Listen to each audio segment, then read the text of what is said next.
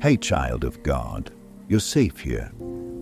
If you're tired, anxious, or just need peace, this space was made for you.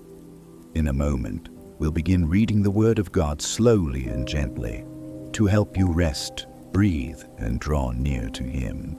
Before we begin, I'd love for you to comment below what time it is where you are and leave a prayer too, so we can all lift each other up together. And if this video brings you peace, be sure to subscribe so you never miss a moment of rest with God. Let's pray. Father, tonight we come not with answers, but with hearts that need your peace. Let your word be comfort to the restless and light to the weary. Stay with us even as we sleep. In Jesus' name, amen. Imagine a time when nothing existed. No light, no sound, no life, just empty darkness stretching forever. This is where our story begins, not with people or places you know, but with the very moment when everything you see around you came to life. This is the story of how the world was born, how the first people lived, and how everything changed when they made one terrible choice. It's a story of beauty and tragedy, of love and loss, of beginnings that would shape every moment that followed. In the very beginning, as Genesis chapter 1 verse 1 tells us, in the beginning God created the heavens and the earth. But the earth wasn't like anything we know today. Verse 2 shows us a picture of complete emptiness. Now the earth was formless and empty. Darkness was over the surface of the deep, and the Spirit of God was hovering over the waters. Then something amazing happened. God spoke, just spoke. And when he did, light burst into existence. Genesis 1:3 records his first words. And God said, "Let there be light," and there was light. Can you imagine that moment? The very first light piercing through endless darkness. God saw that the light was good, and he separated it from the darkness, calling the light day and the darkness night. This was the first day. On the second day, God looked at all that water and decided to make space. He created the sky by separating the waters above from the waters below. As verse 7 explains, so God made the vault and separated the water under the vault from the water above it. And it was so. He called this space sky. The third day brought even more wonders. God gathered all the water on earth into seas and let dry ground appear. But he wasn't finished. The earth was still empty, so he covered it with life. Then God said, "Let the land produce vegetation, seed-bearing plants and trees on the land that bear fruit with seed in it, according to their various kinds." And it was so, Genesis 1:11 tells us. Suddenly, grass sprouted, flowers bloomed, and trees grew tall and strong. Day 4 was when God decorated the sky. He made the sun to rule the day and the moon to rule the night. As Genesis 1:16 describes, God made two great lights, the greater light to govern the day and the lesser light to govern the night. He also made the stars. Every twinkling star in the night sky was placed there by his hand. On the fifth day, God filled the waters and the sky with living creatures. Genesis 1:21 shows us the incredible moment. So God created the great creatures of the sea and every living thing with which the water teems and that moves about in it, according to their kinds, and every winged bird according to its kind. Fish swam in the oceans, birds soared through the air, and God saw that it was good. The sixth day was special. First, God made all the animals that live on land. But then, he did something completely different. Genesis 1:26 records his words. Then God said, "Let us make mankind in our image, in our likeness, so that they may rule over the fish in the sea and the birds in the sky, over the livestock and all the wild animals, and over all the creatures that move along the ground." This was the moment when the first human beings came into existence. After 6 days of incredible work, God did something that might surprise you. Genesis 2:2-3 tells us, by the seventh day, God had finished the work he had been doing. So on the seventh day, he rested from all his work. Then God blessed the seventh day and made it holy, because on it he rested from all the work of creating that he had done. Now let's look closer at how God made the first people. Genesis 2:7 gives us the beautiful details. Then the Lord God formed a man from the dust of the ground and breathed into his nostrils the breath of life, and the man became a living being. God didn't just speak Adam into existence like he did with light or stars. He got his hands dirty, forming Adam from the dust, then breathing his own breath into him. That's how special humans were to God. But God knew Adam needed a perfect place to live. So he planted a garden in a place called Eden. Genesis 2:8-9 describes it. Now the Lord God had planted a garden in the east, in Eden, and there he put the man he had formed. The Lord God made all kinds of trees grow out of the ground, trees that were pleasant to sight and good for food. This wasn't just any garden, it was paradise. Two special trees grew there, the tree of life and the tree of the knowledge of good and evil. Rivers flowed through Eden, keeping everything green and beautiful. Adam had everything he could ever want or need. God gave Adam an important job. As Genesis 2:15 explains, the Lord God took the man and put him in the Garden of Eden to work it and take care of it. Adam wasn't lazy. He was the world's first gardener, taking care of this amazing place God had made. But then God said something that shows how much he cared about Adam's happiness. Genesis 2:18 records, the Lord God said, "It is not good for the man to be alone. I will make a helper suitable for him." Even in paradise, Adam needed companionship. First, God brought all the animals to Adam to name them. Genesis 2:19-20 tells us, "Now the Lord God had formed out of the ground all the wild animals and all the birds in the sky. He brought them to the man to see what he would name them. And whatever the man called each living creature, that was its name. So the man gave names to all the livestock, the birds in the sky and all the wild animals. But for Adam, no suitable helper was found. So God did something amazing. He made Adam fall into a deep sleep, and from Adam's rib, he created woman. When Adam woke up and saw her, his reaction was pure joy. Genesis 2:23 captures his excitement. The man said, "This is now bone of my bones and flesh of my flesh. She shall be called woman because she was taken out of man." The Bible tells us in Genesis 2:25 that Adam and his wife were both naked and they felt no shame. They lived in perfect harmony with each other and with God. There was no fear, no embarrassment, no conflict, just pure, innocent love. Life in Eden was perfect, but God had given Adam and Eve one rule. Genesis 2:16-17 records God's words, "And the Lord God commanded the man, 'You are free to eat from every tree in the garden, but you must not eat from the tree of the knowledge of good and evil. For when you eat from it, you will certainly die.'" One rule. In all of paradise, with thousands of trees to choose from, there was just one tree they couldn't touch. It seemed simple enough. But then a serpent appeared. This wasn't just any snake. This was the craftiest creature God had made. Genesis 3:1 introduces him. "Now the serpent was more crafty than any of the wild animals the Lord God had made. He said to the woman, 'Did God really say, you must not eat from any tree in the garden?'" Notice how clever the serpent was. He didn't start by telling Eve to disobey. He just asked a question that made her think about God's command in a different way.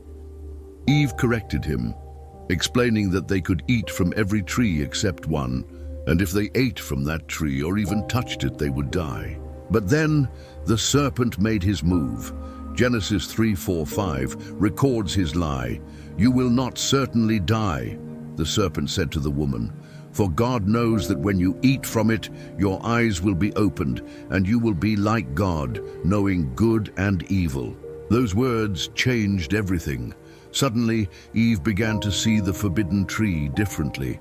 Genesis 3:6 describes what happened next. When the woman saw that the fruit of the tree was good for food and pleasing to the eyes, and also desirable for gaining wisdom, she took some and ate it. She also gave some to her husband, who was with her, and he ate it. The moment they ate that fruit, everything changed. Genesis 3:7 tells us, "Then the eyes of both of them were opened, and they realized they were naked.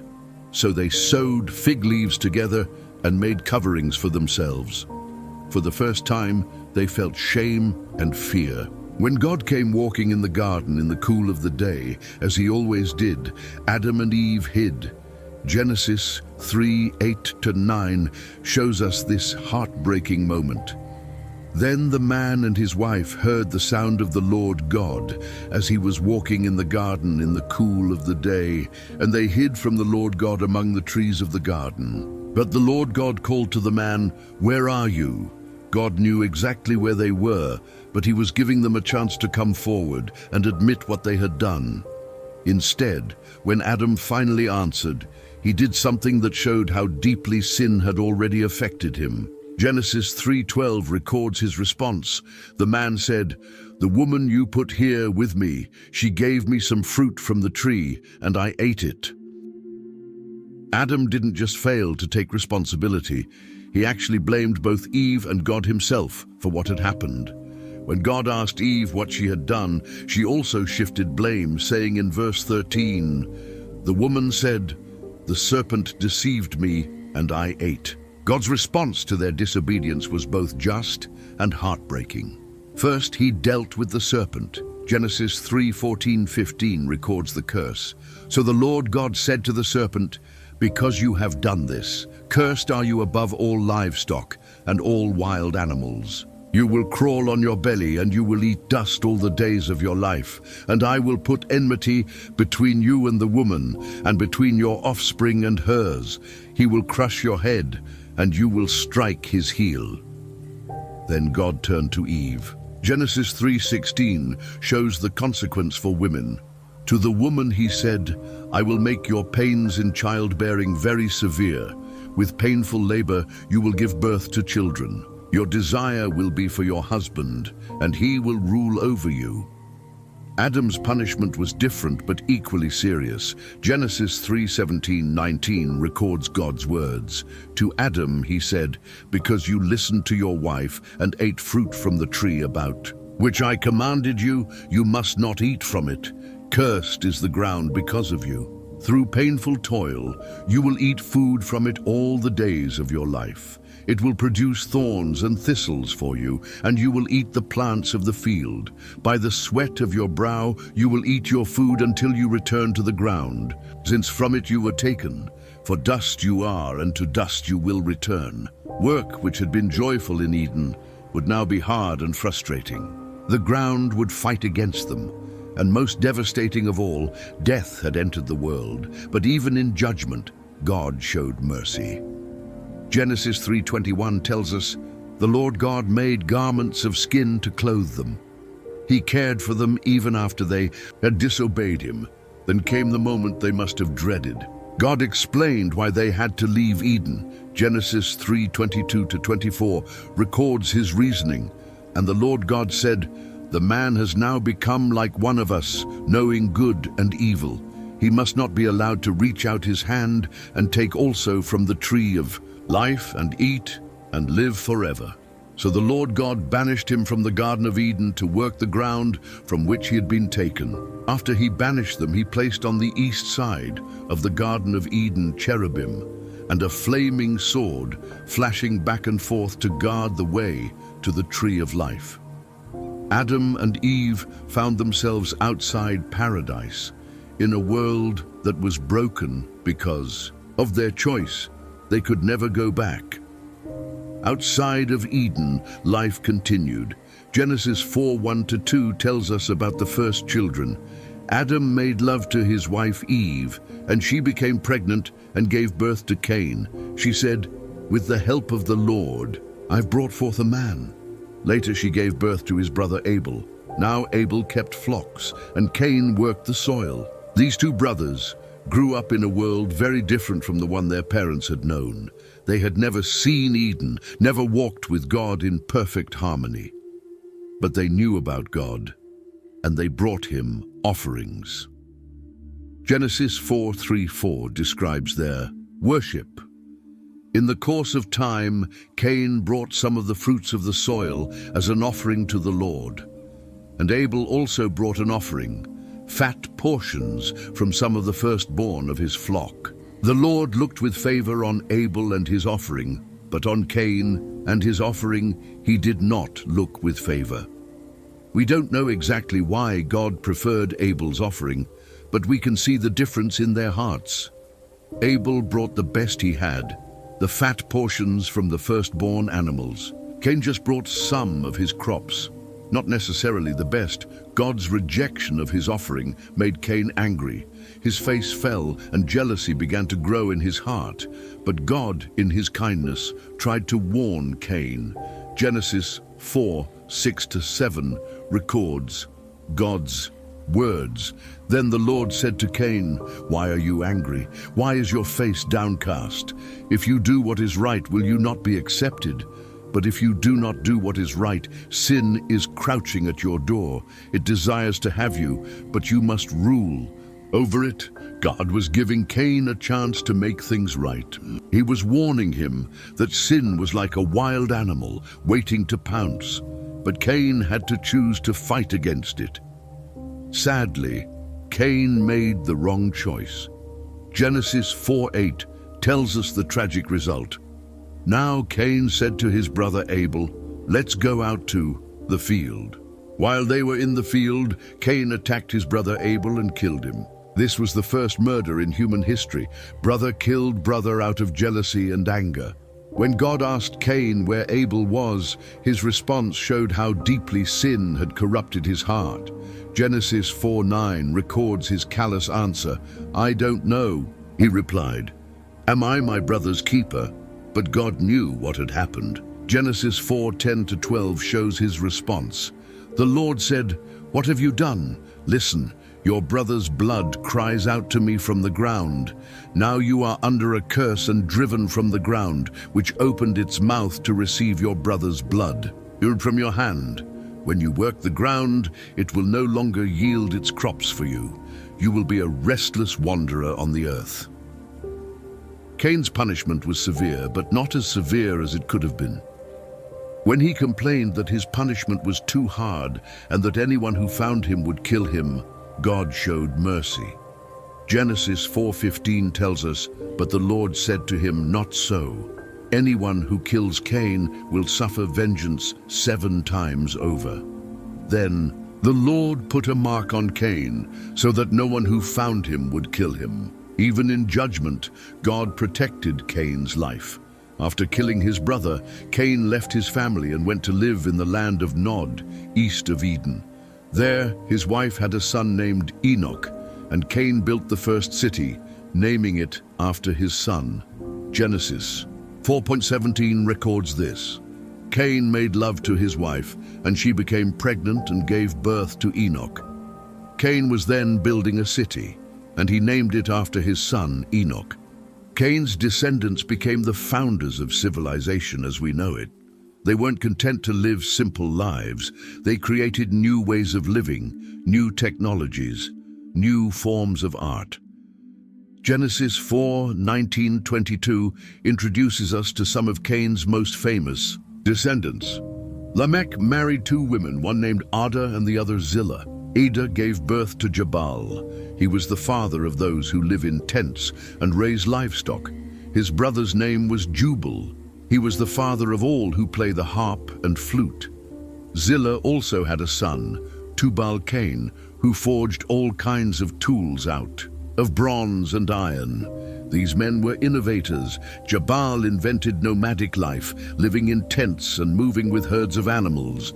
Jubal created music, making the first harps and flutes. Tubal-Cain was the world's first metalworker, creating tools from bronze and iron. But with civilization came more violence. Lamech, Cain's descendant, became even more violent than his ancestor. Genesis 4:23-24 records his boastful song. Lamech said to his wives, "Ada and Zillah, listen to me. Wives of Lamech, hear my words. I have killed a man for wounding me, a young man for injuring me. If Cain is avenged 7 times, then Lamech 77 times. Lamech was proud of his violence. He killed not in a moment of jealous rage like Cain, but in revenge for a simple injury. Violence was growing worse in the world. Meanwhile, back with Adam and Eve, life continued. They had lost Abel and Cain had been banished, but God gave them another son. Genesis 4:25 tells us, Adam made love to his wife again, and she gave birth to a son, and named him Seth, saying, God has granted me another child in place of Abel, since Cain killed him. Seth represented a new beginning, a chance for humanity to choose a different path than the one Cain had taken. And indeed, something wonderful happened in Seth's family line.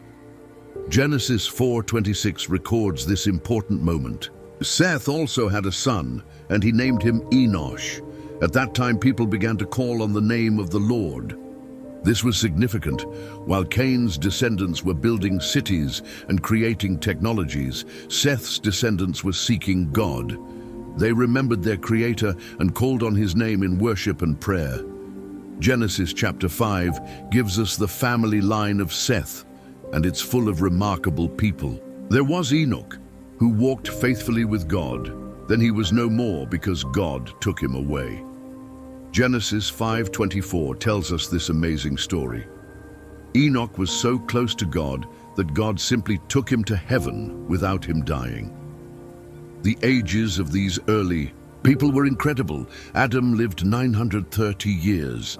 Seth lived 912 years. Methuselah, the oldest man who ever lived, reached 969 years. Genesis 5:27 records, altogether Methuselah lived a total of 969 years, and then he died. These long lives show us how different the world was then. People lived for centuries, had time to accumulate vast knowledge and experience, and could see many generations of their families grow up. But even in Seth's godly line, we see the constant reminder of death. Again and again, Genesis 5 repeats the phrase, and then he died. Death, which had entered the world through Adam and Eve's disobedience, touched everyone. As time passed and the population grew, something terrible began to happen. The godly line of Seth and the violent line of Cain began to mix, and the results were disastrous. Genesis 6:1-2 describes the beginning of the end, when human beings began to increase in number on the earth, and daughters were born to them. The sons of God saw that the daughters of humans were beautiful, and they married any of them they chose. This mixing of the godly and ungodly lines led to spiritual disaster. The people who had once called on the name of the Lord began to forget Him. Violence and wickedness spread like a disease across the earth. God saw what was happening, and His heart was broken. Genesis 6:5-6 gives us one of the saddest verses. In all the Bible, the Lord saw how great the wickedness of the human race had become on the earth, and that every inclination of the thoughts of the human heart was only evil all the time. The Lord regretted that He had made human beings on the earth, and His heart was deeply troubled. Can you imagine how God felt? He had created humans in His own image, breathed His own breath into them, given them a beautiful world to live in. And now they had become so wicked that every thought in their hearts was evil all the time. The violence that had started with Cain killing Abel had spread everywhere. Genesis 6:11 tells us, now the earth was corrupt in God's sight and was full of violence. It wasn't just individual sins anymore. The whole world had become a place of corruption and brutality. God made a heartbreaking decision. Genesis 6:7 records His words. So the Lord said, I will wipe from the face of the earth the human race I have created, and with them the animals, the birds, and the creatures that move along the ground, for I regret that I have made them. The world that had begun with such beauty and hope had become so evil that God decided to start over. But even in his judgment, God's mercy would shine through. Genesis 6:8 gives us hope. But Noah found favor in the eyes of the Lord. The story of creation had led to paradise, then to disobedience, then to murder, then to civilization, and finally to complete corruption. But it wasn't over. A God had a plan to save humanity through one righteous man and his family. In a world drowning in violence and evil, one man stood apart. His name was Noah, and Genesis 6:9 describes him this way. This is the account of Noah and his family. Noah was a righteous man, blameless among the people of his time, and he walked faithfully with God. While everyone around him had forgotten their Creator, Noah remembered. While others chose violence and wickedness, Noah chose to follow God's ways. Noah wasn't perfect. No human being except Jesus ever was. But in a world where every thought of people's hearts was evil all the time, Noah's heart was different. He loved God and tried to live the way God wanted him to live.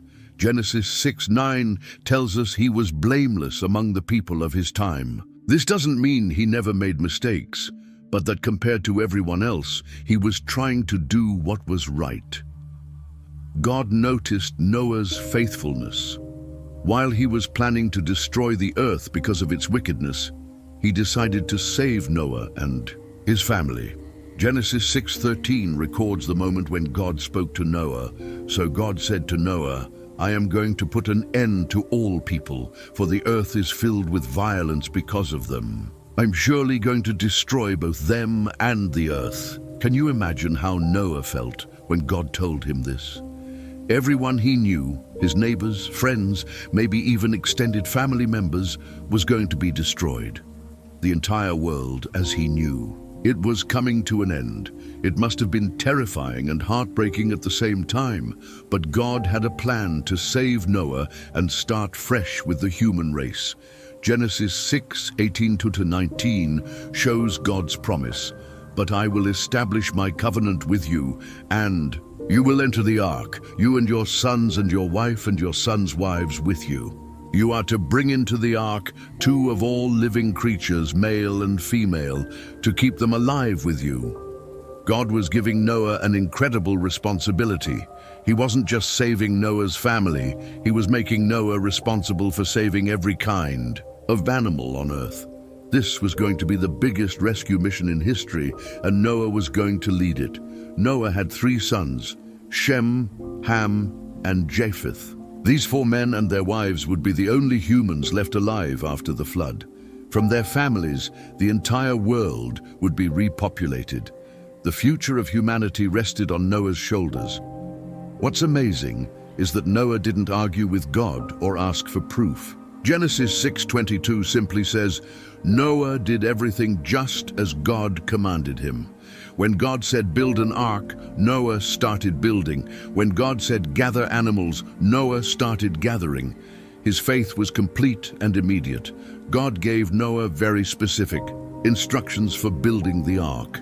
Genesis 6:14-16 records the details. So make yourself an ark of cypress wood. Make rooms in it and coat it with pitch inside and out. This is how you are to build it. The ark is to be 300 cubits long, 50 cubits wide, and 30 cubits high. Make a roof for it, leaving below the roof an opening 1 cubit high all around. Put a door in the side of the ark and make lower, middle, and upper decks. This wasn't going to be a small boat. A cubit was about 18 inches, so the ark was about 450 feet long, 75 feet wide, and 45 feet high. That's longer than a football field and as tall as a 4-story building. It was going to be massive, with 3 decks and rooms throughout for all the animals and supplies they would need. Building something this big would have taken years. Noah had to cut down countless trees, shape the wood, and put it all together without modern tools or machinery. Every day as he worked on this enormous boat, people probably laughed at him. After all, they weren't near any ocean, and it had never rained enough to need such a huge boat. But Noah kept building, trusting that God knew what he was doing. Genesis 7:5 reminds us, "And Noah did all that the Lord commanded him. He was 600 years old when the flood came," which means he had been working on this project for many years, never giving up despite what others might have said about him. As the ark neared completion, God gave Noah another instruction. Genesis 7:1-3 records God's words. The Lord then said to Noah, "Go into the ark, you and your whole family, because I have found you righteous in this generation. Take with you 7 pairs of every kind of clean animal, a male and its mate, and 1 pair of every kind of unclean animal, a male and its mate, and also 7 pairs of every kind of bird, male and female, to keep their various kinds alive throughout the earth." Now came one of the most amazing parts of the whole story. How do you get 2 of every animal on earth to come to one place? How do you convince lions and lambs, elephants and mice, birds and reptiles to all walk peacefully into a boat? You don't have to convince them. God does it for you. Genesis 7:8-9 tells us, "Pairs of clean and unclean animals, of birds and of all creatures that move along the ground, male and female, came to Noah and entered the ark, as God had commanded." Noah, the animals came on their own. God called them and they responded. Lions walked next to sheep without attacking. Bears strolled alongside deer. Eagles flew next to sparrows. It was like the Garden of Eden all over again, with animals living in perfect harmony. Genesis 7:13-16 describes the final moments.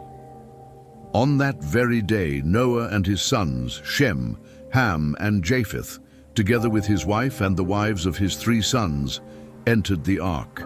They had with them every wild animal according to its kind, all livestock according to their kinds, every creature that moves along the ground according to its kind, and every bird according to its kind, everything with wings. Pairs of all creatures that have the breath of life in them came to Noah and entered the ark. The animals going in were male and female of every living thing, as God had commanded Noah. Then the Lord shut him in. Notice that last sentence. Then the Lord shut him in. God himself closed the door of the ark. Once that door was shut, there was no going back. Everyone inside was safe, and everyone outside was about to face the flood. For 7 days after, everyone was safely inside the ark. Nothing happened. Can you imagine what those days were like? Noah and his family were locked inside this huge boat with thousands of animals waiting for something they had never seen before. Rain. Then it began. Genesis 7:11-12 describes the moment when everything changed. In the 600th year of Noah's life, on the 17th day of the 2nd month, on that day all the springs of the great deep burst forth, and the floodgates of the heavens were opened, and rain fell on the earth 40 days and 40 nights. This wasn't just a heavy rainstorm. The springs of the great deep burst forth. Water came shooting up from underground. The floodgates of the heavens opened. Water poured down from above.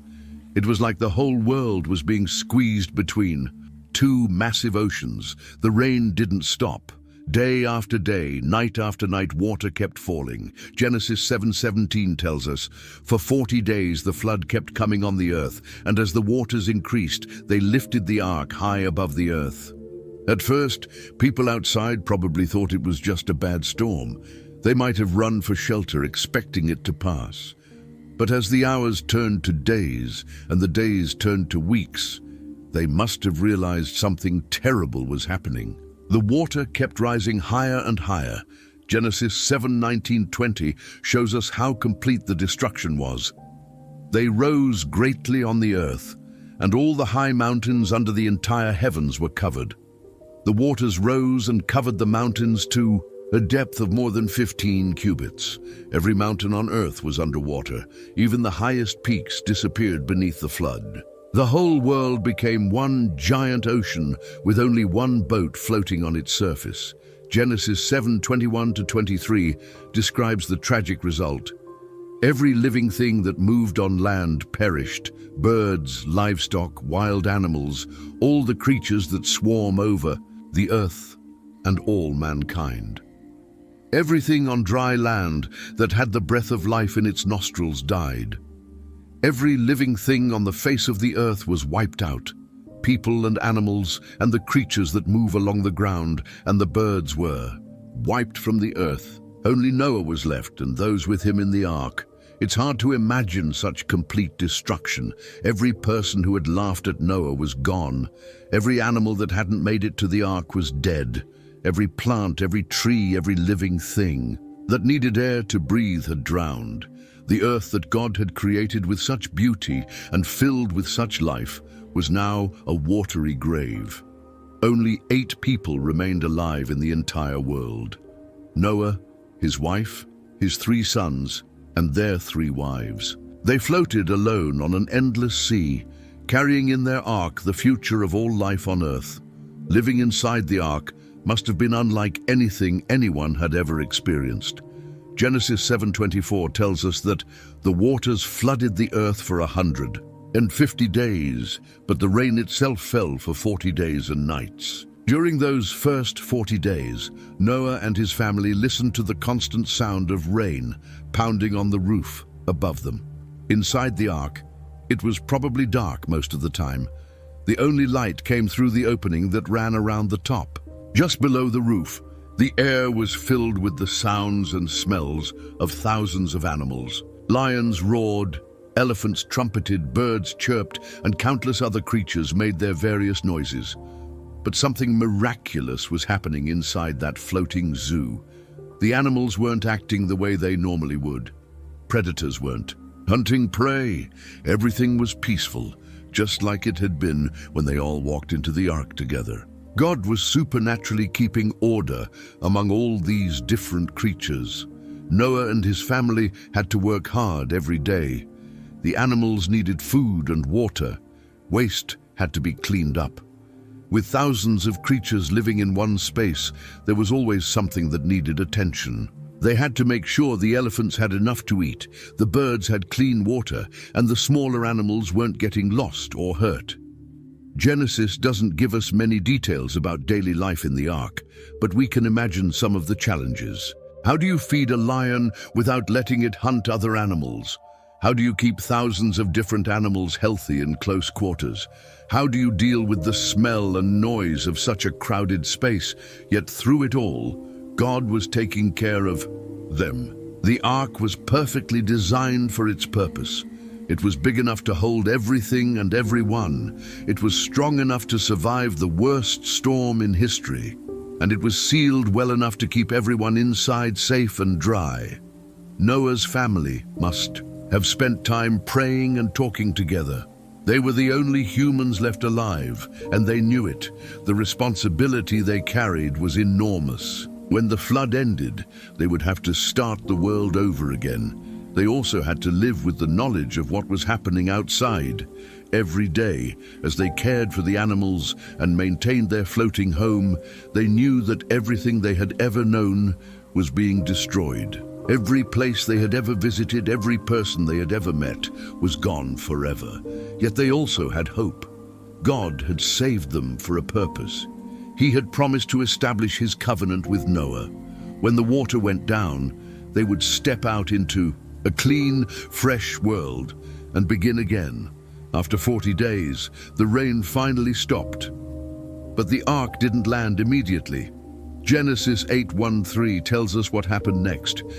But God remembered Noah and all the wild animals and the livestock that were with him in the ark, and he sent a wind over the earth, and the waters receded. Now the springs of the deep and the floodgates of the heavens had been closed, and the rain from heaven had been restrained. The water receded steadily from the earth. God sent a wind to help dry up the water. Slowly, very slowly, the level began. to go down. It had taken 40 days for the water to cover the earth, but it took much longer for it to go away. Genesis 8:4 records an important moment. On the 17th day of the 7th month, the ark came to rest on the mountains of Ararat. Finally, after months of floating, the ark touched solid ground again, but they still couldn't get out. The mountains were still mostly underwater. Noah wanted to know what was happening outside, so he decided to send out some birds to explore. Genesis 8:6-7 tells us, after 40 days, Noah opened a window he had made in the ark and sent out a raven, and it kept flying back and forth until the water had dried up from the earth. The raven could fly around and find places to perch, but it didn't bring back any news, so Noah tried a different bird. Genesis 8:8-9 describes what happened. Then he sent out a dove to see if the water had receded from the surface of the ground. But the dove could find nowhere to perch because there was water over all the surface of the earth, so it returned to Noah in the ark. He reached out his hand and took the dove and brought it back to himself in the ark. The dove was looking for dry land, but there wasn't any yet. Noah waited 7 more days and sent the dove out again. Genesis 8:10-11 tells us about this second trip. He waited 7 more days and again sent out the dove from the ark. When the dove returned to him in the evening, there in its beak was a freshly plucked olive leaf. Then Noah knew that the water had receded from the earth. An olive leaf. It was the first sign of new life, the first proof that plants were growing again, somewhere on earth. Noah must have been so excited to see that little green leaf. It meant the world was coming back to life. Noah waited another 7 days and sent the dove out a 3rd time. Genesis 8:12 records, he waited 7 more days and sent the dove out again, but this time it did not return to him. The dove had found a place to live. The earth was ready, but Noah was a patient man who waited for God's permission. Genesis 8:13-14 shows his careful obedience. By the 1st day of the 1st month of Noah's 601st year, the water had dried up from the earth. Noah then removed the covering from the ark and saw that the surface of the ground was dry. By the 27th day of the 2nd month, the earth was completely dry. Finally, after more than a year in the ark, God gave Noah permission to leave. Genesis 8:15-16 records God's words. Then God said to Noah, "Come out of the ark, you and your wife and your sons and their wives." When Noah and his family stepped out of the ark, they were looking at a completely different world. Genesis 8:18-19 describes the moment. So Noah came out, together with his sons and his wife and his sons' wives, all the animals and all the creatures that move along the ground and all the birds, everything that moves on land, came out of the ark, one kind after another.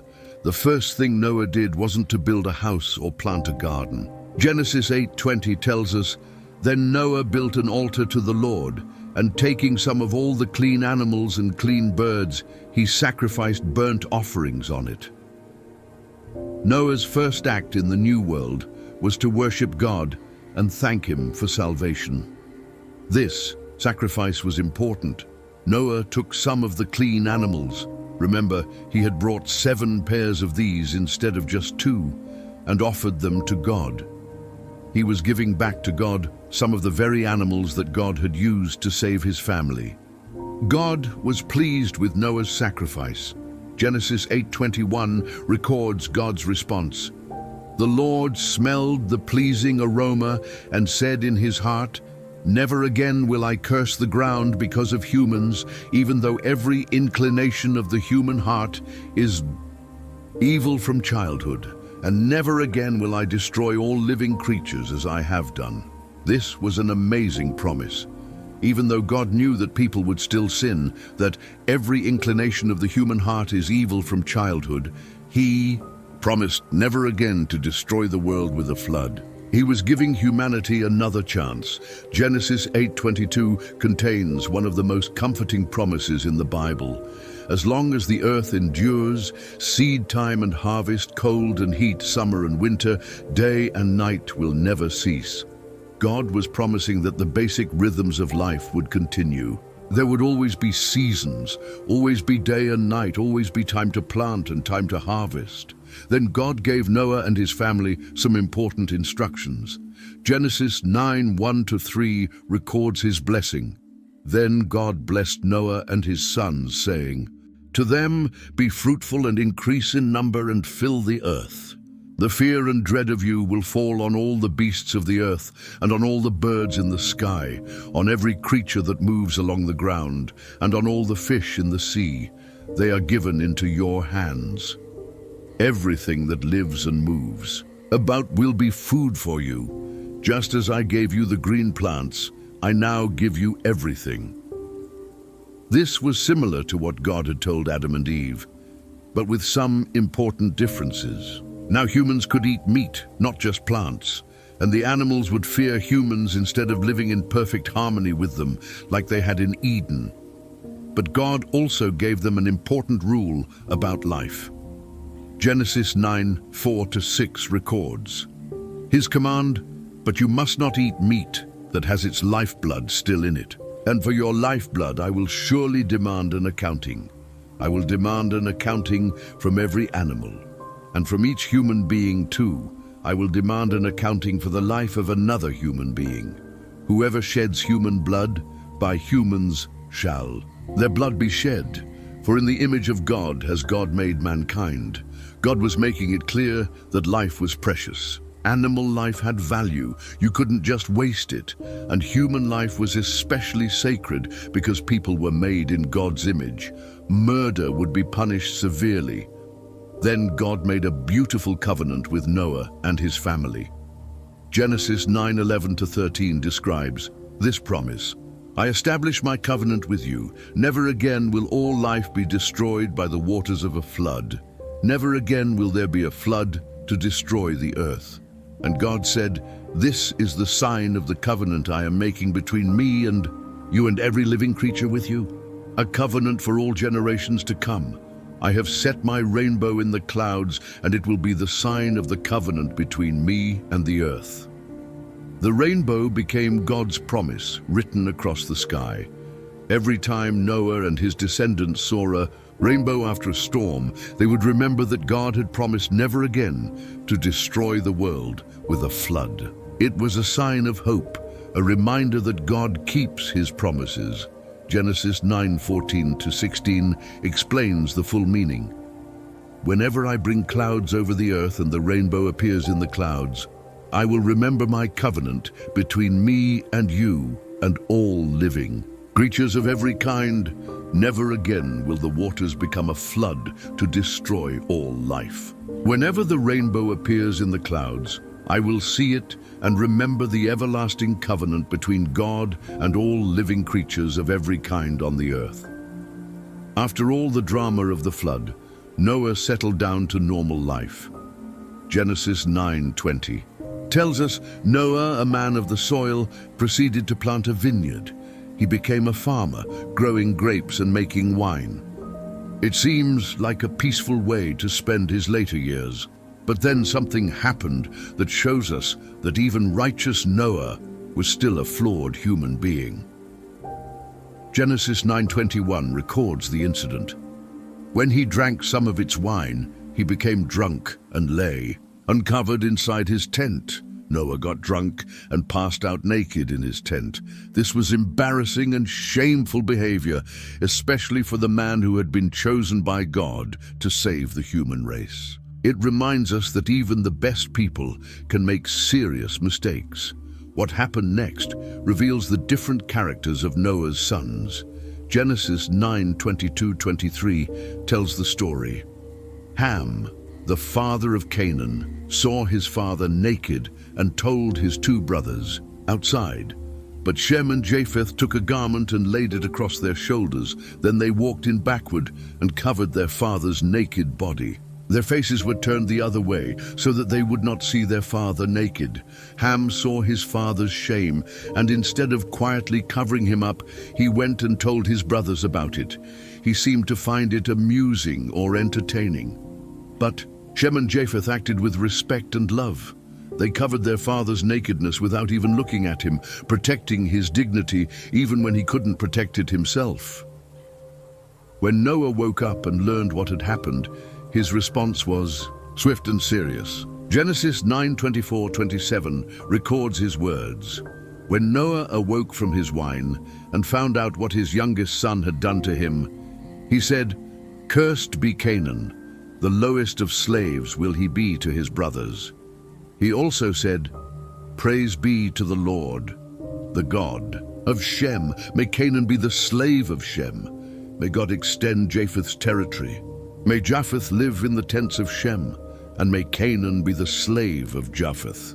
This curse on Canaan, Ham's son, and blessing on Shem and Japheth would have huge consequences for the future. The descendants of Shem would become the Jewish people, through whom God would work to bless the world. The descendants of Japheth would spread out and become many nations. And the descendants of Canaan would face judgment for their ancestors' disrespectful behavior. Noah lived 350 years after the flood, reaching the impressive age of 950 years. Genesis 9:28-29 concludes his story. After the flood, Noah lived 350 years. Noah lived a total of 950 years, and then he died. As the years passed, Noah's sons and their wives had many children, and their children had children, and the human population began to grow again. Genesis 10:1 introduces this new chapter. This is the account of Shem, Ham, and Japheth, Noah's sons, who themselves had sons after the flood. Genesis chapter 10 gives us what scholars call the Table of Nations, a list of all the different peoples who descended from Noah's 3 sons. From Shem came the Semitic peoples, including eventually Abraham and the Jewish nation. From Ham came various African and Middle Eastern peoples. From Japheth came many of the peoples who would spread across Europe and Asia. But at first, everyone stayed together in one place. Genesis 11:1-2 tells us, "Now the whole world had one language and a common speech. As people moved eastward, they found a plain in Shinar and settled there. Having one language meant everyone could understand each other perfectly. There were no communication barriers, no cultural misunderstandings. They all worked together as one big human family. But instead of spreading out across the earth, as God had commanded them to do, they decided to stay together and build something impressive." Genesis 11:3-4 records their plan. "They said to each other, 'Come, let's make bricks and bake them thoroughly.' They used brick instead of stone and tar for mortar. Then they said, 'Come, let us build ourselves a city with a tower that reaches to the heavens, so that we may make a name for ourselves. Otherwise we will be scattered over the face of the whole earth.' This tower wasn't just about architecture. It was about pride and rebellion. They wanted to make a name for themselves instead of honoring God's name. They wanted to stay together instead of filling the earth as God had commanded. They were trying to reach heaven through their own efforts instead of depending on God. God saw what they were doing, and he knew where it would lead." Genesis 11:5-6 shows his concern. "But the Lord came down to see the city and the tower the people were building. The Lord said, 'If as one people speaking the same language they have begun to do this, then nothing they plan to do will be impossible for them.'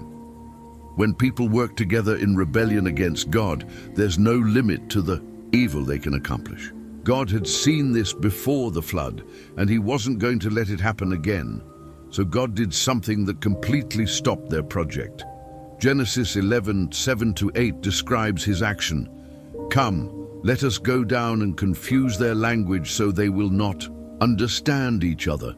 So the Lord scattered them from there over all the earth, and they stopped building the city. Suddenly, the construction workers couldn't understand each other. The architects couldn't explain their plans. Families couldn't communicate with their neighbors. Confusion and frustration replaced cooperation and progress. Genesis 11:9 explains the result. That is why it was called Babel, because there the Lord confused the language of the whole world. From there the Lord scattered them over the face of the whole earth. The word Babel sounds like the Hebrew word for confused. What had started as a proud human achievement became a symbol of confusion and failure. The tower was never finished, and the people were forced to spread out across the world, forming different nations with different languages. This scattering wasn't just punishment, it was also protection. By dividing humanity into smaller groups with different languages, God was preventing them from uniting in rebellion against him again. He was also fulfilling his original command to fill the earth, even though they had tried to resist it. Story of Babel shows us that human pride and rebellion will always fail in the end. People may try to build their own way to heaven, make their own names great, and resist God's plans.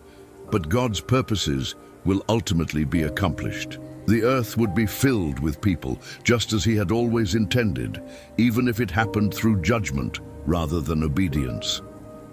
After the confusion at Babel scattered people across the earth, most of humanity forgot about the one true God. They began worshipping idols made of wood and stone, serving false gods that couldn't see or hear or help them. But God hadn't forgotten his plan to bless the world through a special family. In the city of Ur of the Chaldeans, there lived a man named Abram. His father was Terah, and he had two brothers, Nahor and Haran. Genesis 11:27-28 tells us about their family. This is the account of Terah's family line. Terah became the father of Abram, Nahor, and Haran became the father of Lot. While his father Terah was still alive, Haran died in Ur of the Chaldeans, in the land of his birth. Ur was a wealthy, sophisticated city with impressive buildings and advanced technology. The people there worshipped the moon god and other false deities. Abram grew up surrounded by idol worship, just like everyone else in his culture. His family probably had their own household gods that they prayed to and served. But then something incredible happened. The true God, the creator of heaven and earth, spoke directly to Abram. Genesis 12:1-3 records this life-changing moment. The Lord had said to Abram, "Go from your country, your people and your father's household, to the land I will show you. I will make you into a great nation, and I will bless you. I will make your name great, and you will be a blessing. I will bless those who bless you, and whoever curses you I will curse, and all peoples on earth will be blessed through you." Think about what God was asking Abram to do. Leave everything familiar, his country, his extended family, his father's house. Go to a place God hadn't even named yet. Trust completely in promises that seemed impossible. Abram was 75 years old, and his wife Sarai was barren. How could he become a great nation when he didn't even have children? But Abram believed God. Genesis 12:4-5 shows his immediate obedience. So Abram went as the Lord had told him, and Lot went with him. Abram was 75 years old when he set out from Haran. He took his wife Sarai, his nephew Lot, all the possessions they had accumulated, and the people they had acquired in Haran, and they set out for the land of Canaan, and they arrived there. Notice that Abram had already started this journey. His father Terah had begun moving the family toward Canaan, but had stopped in Haran, where he died. Now God was calling Abram to finish what his father had started. The journey from Haran to Canaan was long and dangerous. There were no maps, no hotels, no gas stations. They traveled with their flocks and herds, their servants and belongings, moving slowly across unfamiliar territory. They had to find water for their animals, grass for grazing, and safe places to camp each night. When they finally reached Canaan, Genesis 12:6-7 tells us what happened. Abram traveled through the land as far as the site of the great tree of Moreh at Shechem. At that time the Canaanites were in the land. The Lord appeared to Abram and said, "To your offspring I will give this land." So he built an altar there to the Lord who had appeared to him. This was the first time God specifically identified the promised land. He pointed to Canaan and said, "This is it. This is where your descendants will live." But there was a problem. The Canaanites already lived there. The land was already occupied by other people. How could God give it to Abram's offspring? Abram didn't argue or complain. He built an altar and worshipped God, trusting that somehow, some way, God would keep his promise. This act of worship was also a public declaration. Anyone who saw that altar knew that Abram served the Lord, not the local gods. As Abram continued living in Canaan, God spoke to him again with even more specific promises. Genesis 13:14-17 records this conversation. The Lord said to Abram after Lot had parted from him, "Look around from where you are, to the north and south, to the east and west. All the land that you see I will give to you and your offspring. Forever. I will make your offspring like the dust of the earth, so that if anyone could count the dust, then your offspring could be counted. Go, walk through the length and breadth of the land, for I am giving it to you." God told Abram to look in every direction, north, south, east, west. Everything he could see would belong to his descendants, and those descendants would be countless, like dust particles that no one could number. This was an amazing promise for a man who still had no children. But Abram was getting older, and he began to worry about how God's promises could come true. Genesis 15:1-3 shows his honest concern. After this, the word of the Lord came to Abram in a vision. "Do not be afraid, Abram. I am your shield, your very great reward." But Abram said, "Sovereign Lord, what can you give me since I remain childless? And the one who will inherit my estate is Eliezer of Damascus?" And Abram said, "You have given me no children, so a servant in my household will be my heir." Abram was being practical. According to the customs of his time, if a man had no sons, his chief servant would inherit everything. Abram's servant Eliezer was a good man, but he wasn't the child God had promised. God's response was immediate and clear. Genesis 15:4-5 records his words, "Then the word of the Lord came to him, 'This man will not be your heir, but a son who is your own flesh and blood will be your heir.' He took him outside and said, 'Look up at the sky and count the stars, if indeed you can count them.' Then he said to him, 'So shall your offspring be.'"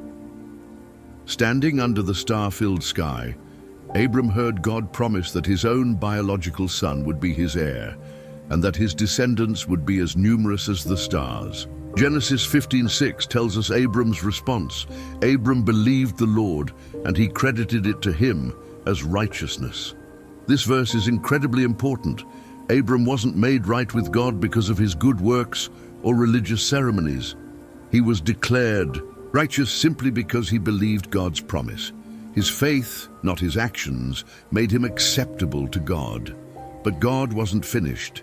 He wanted to make a formal covenant with Abram, so he told him to prepare a special ceremony. Genesis 15:9-10 describes the preparation. So the Lord said to him, "Bring me a heifer, a goat, and a ram, each 3 years old, along with a dove and a young pigeon." Abram brought all these to him, cut them in two, and arranged the halves opposite each other. The birds, however, he did not cut in half. This was how covenants were made in ancient times. Both parties would walk between the pieces of sacrificed animals, essentially saying, "May I be torn apart like these animals if I break this agreement." But something amazing happened in this ceremony. Genesis 15:12-17-18 tells us, as the sun was setting, Abram fell into a deep sleep, and a thick and dreadful darkness came over him. When the sun had set and darkness had fallen, a smoking firepot with a blazing torch appeared and passed between the pieces. On that day, the Lord made a covenant with Abram and said, "To your descendants I give this land, from the Wadi of Egypt to the great river, the Euphrates." Only God passed between the pieces. Abram was asleep. This meant God was taking full responsibility for keeping the covenant. He was saying, even if Abram fails, even if his descendants fail, I will keep my promises. The smoking fire pot and blazing torch represented God's presence, and he alone walked through the sacrifice. Later, God would make this covenant even more personal. Genesis 17:3-5 records another conversation.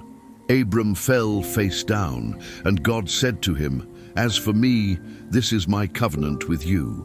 You will be the father of many nations. No longer will you be called Abram. Your name will be Abraham, for I have made you a father of many nations."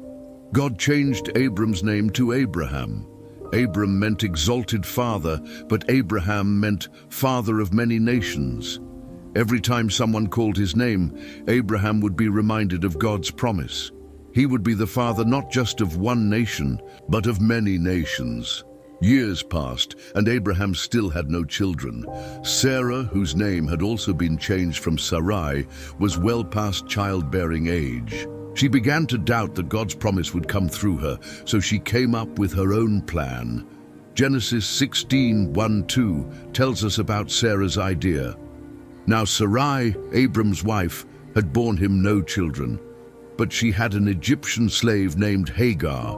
So she said to Abram, "The Lord has kept me from having children. Go, sleep with my slave. Perhaps I can build a family through her." Abram agreed to what Sarai said. This was a common practice in their culture.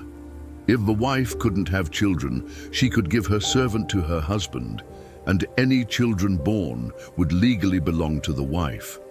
Sarah thought this might be how God intended to fulfill his promise. But this plan created huge problems.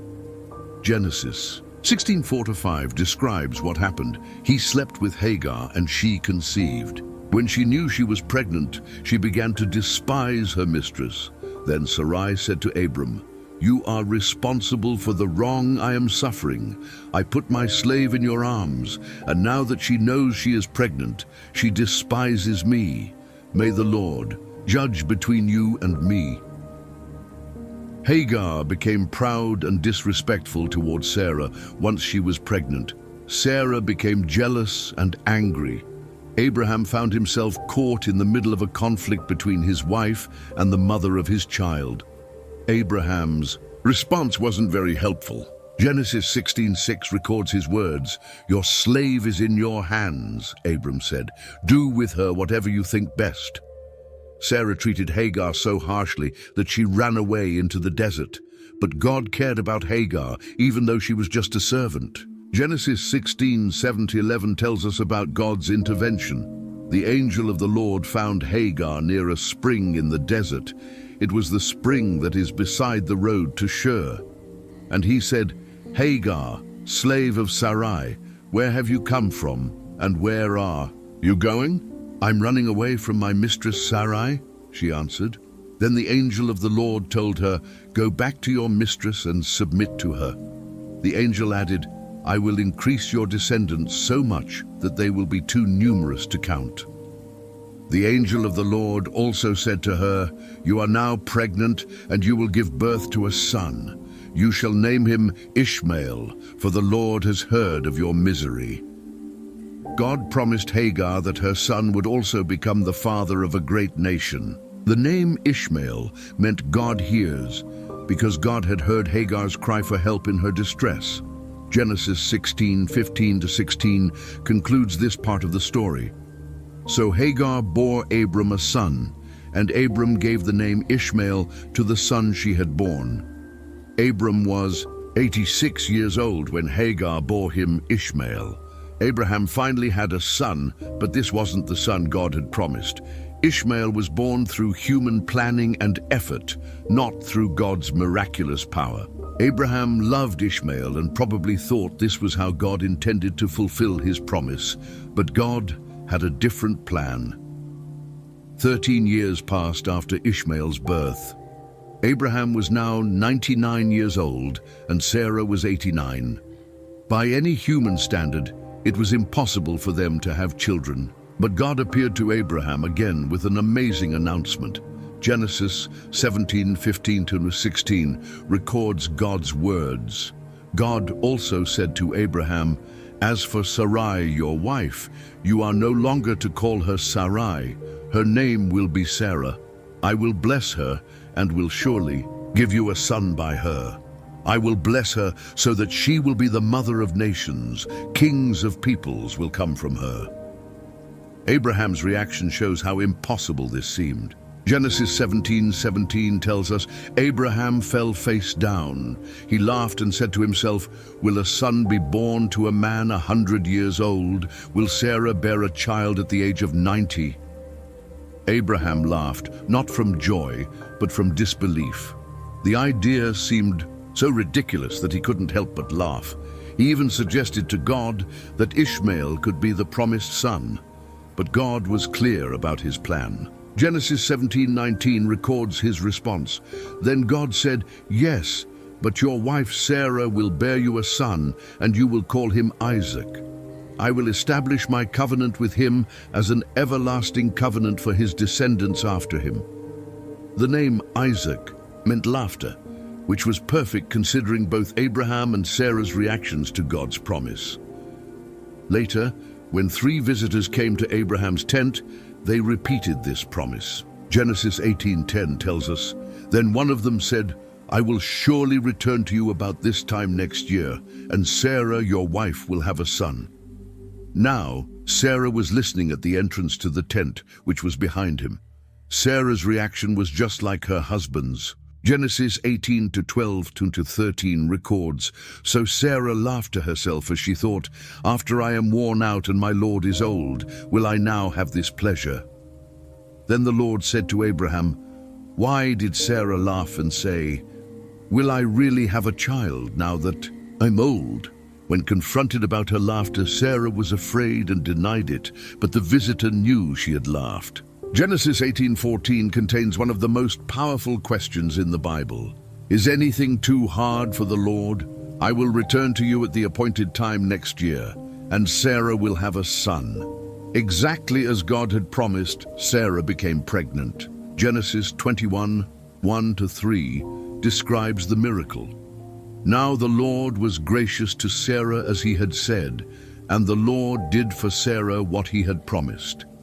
Sarah became pregnant and bore a son to Abraham in his old age, at the very time God had promised him. Abraham gave the name Isaac to the son Sarah bore him. Isaac's birth was completely miraculous. Sarah was far too old to have children naturally. This baby was born entirely through God's power, proving that nothing is impossible with God. Genesis 21:6-7 shows Sarah's joy. Sarah said, "God has brought me laughter, and everyone who hears about this will laugh with me." And she added, "Who would have said to Abraham that Sarah would nurse children, yet I have borne him a son in his old age." The laughter that had once expressed doubt and disbelief now expressed pure joy and amazement. God had done the impossible, and Sarah couldn't contain her happiness. Isaac grew up as the beloved son of promise. He was everything Abraham had hoped for and more. But then God asked Abraham to do something that seemed to contradict everything he had promised. Genesis 22:1-2 records this shocking command. Sometime later, God tested Abraham. He said to him, "Abraham." "Here I am," he replied. Then God said, "Take your son, your only son, whom you love, Isaac, and go to the region of Moriah. Sacrifice him there as a burnt offering on a mountain I will show you." This was the ultimate test of Abraham's faith. God was asking him to sacrifice the very son through whom all the promises were supposed to be fulfilled. If Isaac died, how could he become the father of many nations? How could Abraham's descendants be as numerous as the stars? But notice how God described Isaac. "Your son your only son, whom you love." God knew how much Isaac meant to Abraham. This wasn't a casual request. It was asking Abraham to give up the most precious thing in his life. Abraham's response is incredible. Genesis 22:3 simply says, "Early the next morning Abraham got up and loaded his donkey. He took with him 2 of his servants and his son Isaac. When he had cut enough wood for the burnt offering, he set out for the place God had told him about." Abraham didn't argue or delay. He got up early the next morning and prepared to obey God, even though it meant sacrificing his beloved son. This shows the depth of his faith and trust in God. The journey to Mount Moriah took 3 days. Can you imagine what those 3 days were like for Abraham? Every step took him closer to the moment when he would have to sacrifice Isaac. Every conversation with his son must have been painful, knowing what lay ahead. When they reached the mountain, Abraham made his preparations. Genesis 22:6-8 describes the scene. Abraham took the wood for the burnt offering and placed it on his son Isaac, and he himself carried the fire and the knife. As the 2 of them went on together, Isaac spoke up and said to his father Abraham, "Father." "Yes, my son," Abraham replied. "The fire and wood are here," Isaac said, "but where is the lamb for the burnt offering?" Abraham answered, "God himself will provide the lamb for the burnt offering, my son." And the 2 of them went on together. Isaac's innocent question must have broken Abraham's heart, but Abraham's answer showed his faith. God himself will provide. He believed that somehow, some way, God would work everything out. At the top of the mountain, Abraham built an altar and arranged the wood. Then came the hardest moment of all. Genesis 22:9-10 tells us, when they reached the place God had told him about, Abraham built an altar there and arranged the wood on it. He bound his son Isaac and laid him on the altar on top of the wood. Then he reached out his hand and took the knife to sacrifice his son. Abraham was actually going to do it. He had tied up Isaac and placed him on the altar. He raised the knife, ready to plunge it into his son's heart. This wasn't just a show of faith. Abraham was completely committed to obeying God, no matter how much it cost him. But at the last possible second, God intervened. Genesis 22:11-12 records the dramatic rescue. But the angel of the Lord called out to him from heaven, "Abraham, Abraham." "Here I am," he replied. "Do not lay a hand on the boy." He said, "Do not do anything to him. Now I know that you fear God, because you have not withheld from me your son, your only son." God stopped Abraham just in time. This had been a test, and Abraham had passed with flying colors. He had proven that he loved and trusted God more than anything else in the world, even his beloved son. Genesis 22:13 shows God's provision. Abraham looked up, and there in a thicket, he saw a ram caught by its horns. He went over and took the ram and sacrificed it as a burnt offering instead of his son. God had provided a substitute, just as Abraham had said he would. The ram died instead of Isaac, showing God's mercy and provision. Because of Abraham's incredible faith, God renewed his promises with even stronger language. Genesis 22:16-18 records God's oath. "I swear by myself, declares the Lord, that because you have done this and have not withheld your son, your only son, I will surely bless you and make your descendants as numerous as the stars in the sky and as the sand on the seashore. Your descendants will take possession of the cities of their enemies, and through your offspring all nations on earth will be blessed, because you have obeyed me." After the dramatic events at Mount Moriah, life returned to normal for Abraham's family.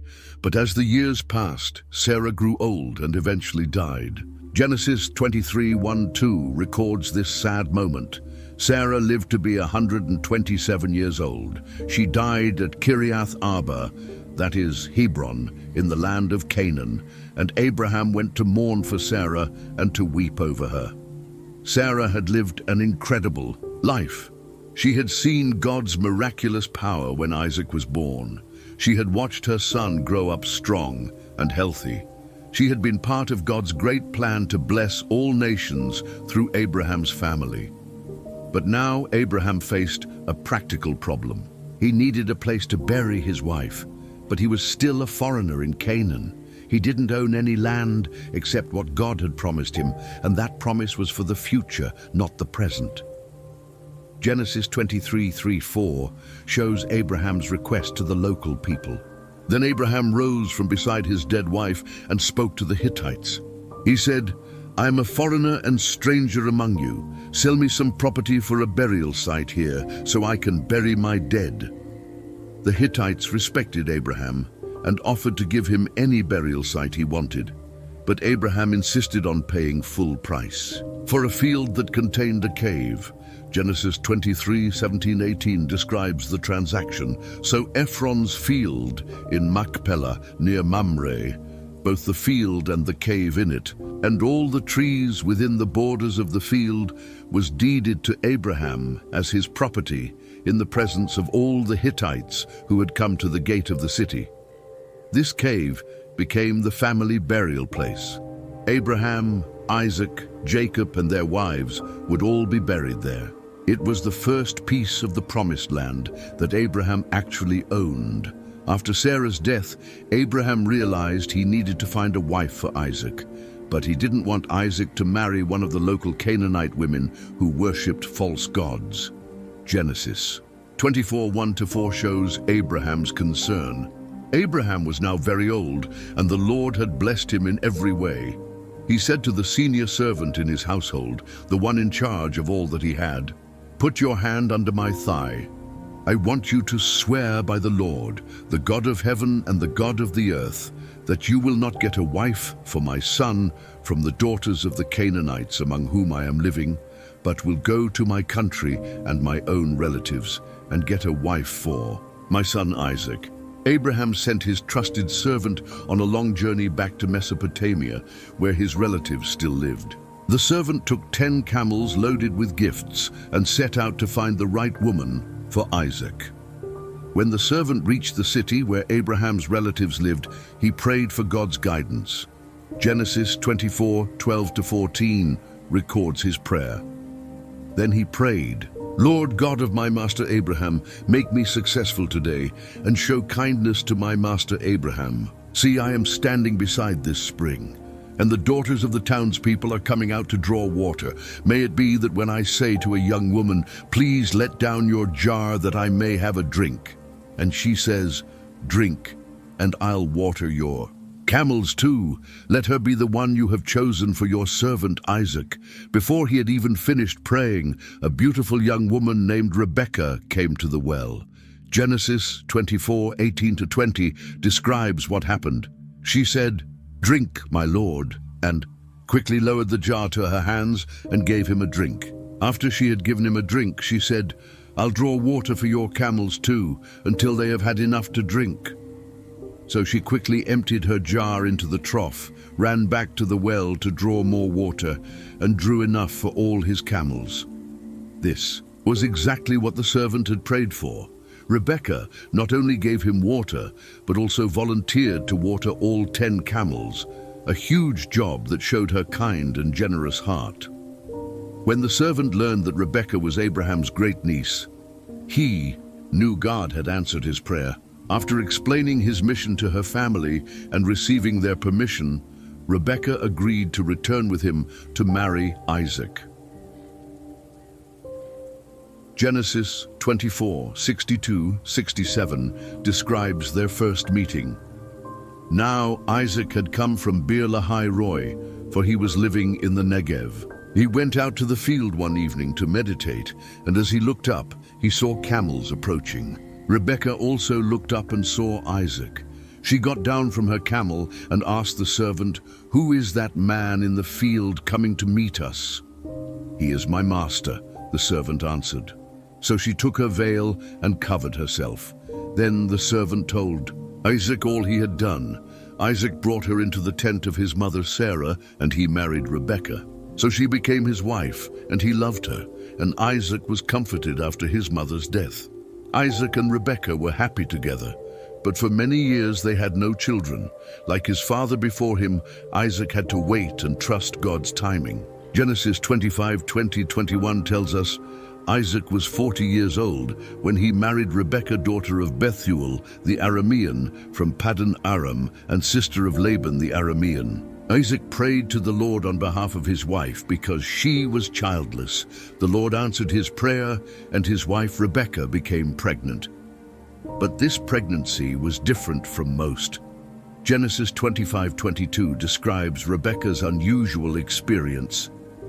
The babies jostled each other within her, and she said, "Why is this happening to me?" So she went to inquire of the Lord. The babies were fighting inside the womb. This troubled Rebekah so much that she went to ask God what was happening. God's answer was startling. Genesis 25:23 records his prophecy. The Lord said to her, "Two nations are in your womb, and two peoples from within you will be separated. One people will be stronger than the other, and the older will serve the younger."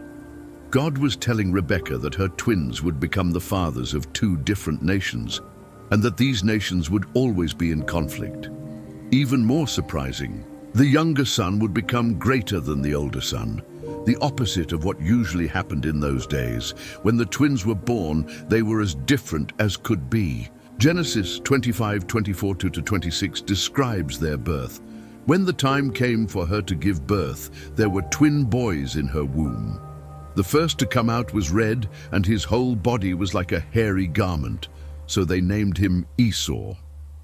After this, his brother came out, with his hand grasping Esau's heel. So he was named Jacob. Isaac was 60 years old when Rebekah gave birth to them. Esau came out first, covered with red hair. His name meant hairy. Jacob came out holding onto Esau's heel, as if he was trying to pull his brother back and be born first himself. Jacob meant heel grabber or supplanter, someone who takes another person's place. As the boys grew up, their differences became even more obvious. Genesis 25:27-28 tells us, "The boys grew up, and Esau became a skillful hunter, a man of the open country, while Jacob was content to stay at home among the tents." Isaac, who had a taste for wild game, loved Esau, but Rebekah loved Jacob. Esau was an outdoorsman who loved hunting and adventure. Jacob preferred staying home and was probably more intellectual and thoughtful. Unfortunately, their parents each had a favorite son, which created tension in the family. This favoritism led to a shocking incident that would change everything. Genesis 25:29-34 records what happened. Once, when Jacob was cooking some stew, Esau came in from the open country, famished. He said to Jacob, "Quick, let me have some of that red stew. I'm famished." Jacob replied, "First sell me your birthright." "Look, I am about to die," Esau said. "What good is the birthright to me?" But Jacob said, "Swear to me first." So he swore an oath to him, selling his birthright to Jacob. Then Jacob gave Esau some bread and some lentil stew. He ate and drank, and then got up and left. So Esau despised his birthright. The birthright was incredibly valuable. As the firstborn, Esau was entitled to a double portion of his father's inheritance and would become the head of the family after Isaac died. But when he was hungry and tired from hunting, he traded it all away for a bowl of stew. This shows us the different values of the two brothers. Esau lived for the moment and didn't think about the future. Jacob understood the importance of spiritual things and was willing to plan and scheme to get them. Years passed, and Isaac grew old and blind. According to custom, it was time for him to give his special blessing to his firstborn son. This blessing was more than just nice words. It was believed to have real power and would determine the future of both sons. Genesis 27:1-4 describes Isaac's plan. When Isaac was old and his eyes were so weak that he could no longer see, He called for Esau, his older son, and said to him, "My son, here I am," he answered. Isaac said, "I am now an old man, and don't know the day of my death. Now then, get your equipment, your quiver and bow, and go out to the open country to hunt some wild game for me. Prepare me the kind of tasty food I like, and bring it to me, to eat, so that I may give you my blessing before I die." Isaac wanted to eat his favorite meal before giving Esau the blessing. But Rebekah overheard this conversation, and she had other plans. Genesis 27, 6-10 shows her scheme. Rebekah said to her son Jacob, "Look, I overheard your father say to your brother Esau, 'Bring me some game and prepare me some tasty food to eat, so that I may give you my blessing in the presence of the Lord before I die.' Now, my son, listen carefully and do what I tell you. Go out to the flock and bring me 2 choice young goats, so I can prepare some tasty food for your father, just the way he likes it. Then take it to your father to eat, so that he may give you his blessing before he dies." Rebekah remembered God's prophecy that the older would serve the younger. She believed Jacob was supposed to receive the blessing, and she was willing to use deception to make sure it happened. Jacob was worried about getting caught. Genesis 27:11-12 shows his concern. Jacob said to Rebekah, his mother, "But my brother Esau is a hairy man, while I have smooth skin. What if my father touches me? I would appear to be tricking him and would bring down a curse on myself rather than a blessing." But Rebekah had thought of everything. She put goat skins on Jacob's hands and neck to make them feel hairy like Esau's. She dressed him in Esau's clothes so he would smell like his brother. Then she prepared the meal and sent Jacob to his father. The deception worked, but barely. Genesis 27:21-23 describes the tense moment. Then Isaac said to Jacob, "Come near so I can touch you, my son, to know whether you really are my son Esau or not." Jacob went close to his father Isaac, who touched him and said, "The voice is the voice of Jacob, but the hands are the hands of Esau." He did not recognize him, for his hands were hairy like those of his brother Esau, so he blessed him. Isaac was suspicious because Jacob's voice sounded wrong, but the hairy hands convinced him. Genesis 27:27-29 records the blessing. So he came near and kissed him. When Isaac caught the smell of his clothes, he blessed him and said, "Ah, the smell of my son is like the smell of a field that the Lord has blessed. May God give you heaven's dew and earth's richness, an abundance of grain and new wine. May nations serve you and peoples bow down to you. Be Lord over your brothers. And may the sons of your mother bow down to you. May those who curse you be cursed, and those who bless you be blessed." Jacob had received the blessing meant for the firstborn, but almost immediately disaster struck. Genesis 27:30-32 tells us, after Isaac finished blessing him, and Jacob had scarcely left his father's presence, his brother Esau came in from hunting. He too prepared some tasty food and brought it to his father. Then he said to him, "My father, please sit up and eat some of my game, so that you may give me your blessing." His father Isaac asked him, "Who are you?" "I am your son," he answered, "your firstborn Esau." The truth came out immediately. Isaac realized he had been tricked, and Esau discovered that his blessing had been stolen. Genesis 27:34 shows Esau's anguish. When Esau heard his father's words, he burst out with a loud and bitter cry and said to his father, "Bless me, me too, my father." But it was too late. In those days, a blessing couldn't be taken back once it was given. Isaac could give Esau another blessing, but the most important one was gone forever. Esau was furious and began planning his revenge. Genesis 27:41 records his intention. Esau held a grudge against Jacob because of the blessing his father had given him. He said to himself, "The days of mourning for my father are near. Then I will kill my brother Jacob." Esau was planning to Wait until Isaac died, then murder Jacob. When Rebekah heard about this threat, she knew Jacob had to leave immediately. Genesis 27:42-43 shows her urgent warning. When Rebekah was told what her older son Esau had said, she sent for her younger son Jacob and said to him, "Your brother Esau is planning to avenge himself by killing you. Now then, my son, do what? I say, flee at once to my brother Laban in Haran." But Rebekah was clever. Instead of just telling Isaac that Jacob was running for his life, she gave a different reason for the journey. Genesis 27:46 records her complaint. Then Rebekah said to Isaac, "I'm disgusted with living because of these Hittite women. If Jacob takes a wife from among the women of this land, from Hittite women like these, my life will not be worth living." This was a smart approach. Isaac was already concerned about Jacob marrying local women who didn't worship God, just as Abraham had been concerned about Isaac's marriage.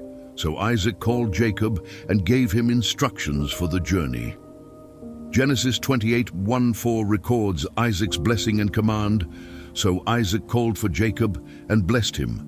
Then he commanded him, "Do not marry a Canaanite woman. Go at once to Paddan Aram, to the house of your mother's father Bethuel. Take a wife for yourself there, from among the daughters of Laban, your mother's brother.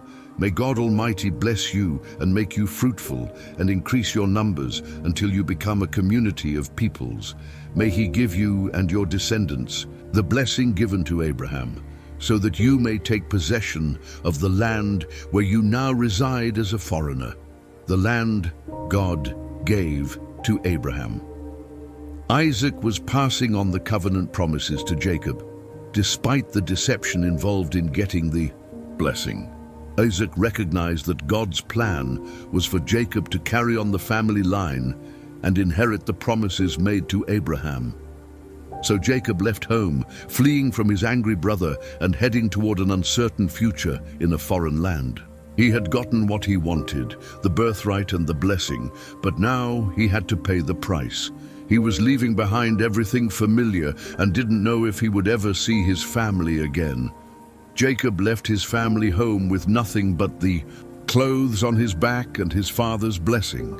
He was running for his life, heading toward Haran, where his uncle Laban lived, hundreds of miles away. As he walked alone across the wilderness, he must have wondered if he had made the right choices. He had the blessing he wanted, but at what cost? On his first night away from home, something incredible happened. Genesis 28:10-11 tells us, Jacob left Beersheba and set out for Haran. When he reached a certain place, he stopped for the night because the sun had set. Taking one of the stones there, he put it under his head and lay down to sleep.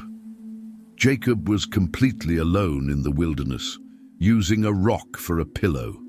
He had no tent, no servants, no comfort, just the hard ground and the night sky above him. He must have felt abandoned and afraid, wondering what the future held. But God met him in that lonely place. Genesis 28:12-15 describes the amazing dream. He had a dream in which he saw a stairway resting on the earth, with its top reaching to heaven, and the angels of God were ascending and descending on it. There above it stood the Lord, and he said, "I am the Lord, the God of your father Abraham and the God of Isaac. I will give you and your descendants the land on which you are lying. Your descendants will be like the dust of the earth, and you will spread out to the west and to the east, to the north and to the south. All peoples on earth will be blessed through you and your offspring. I am with you and will watch over you wherever you go, and I will bring you back to this land. I will not leave you until I have done what I have promised you." What a sight that must have been, a stairway stretching from earth to heaven, with angels constantly moving up and down, and at the top, God Himself, speaking words of promise and comfort to this frightened young man. God was confirming that despite Jacob's deception, the covenant promises made to Abraham and Isaac now belonged to him. The land would be his, His descendants would be countless, all nations would be blessed through his family, and most importantly, God would be with him wherever he went.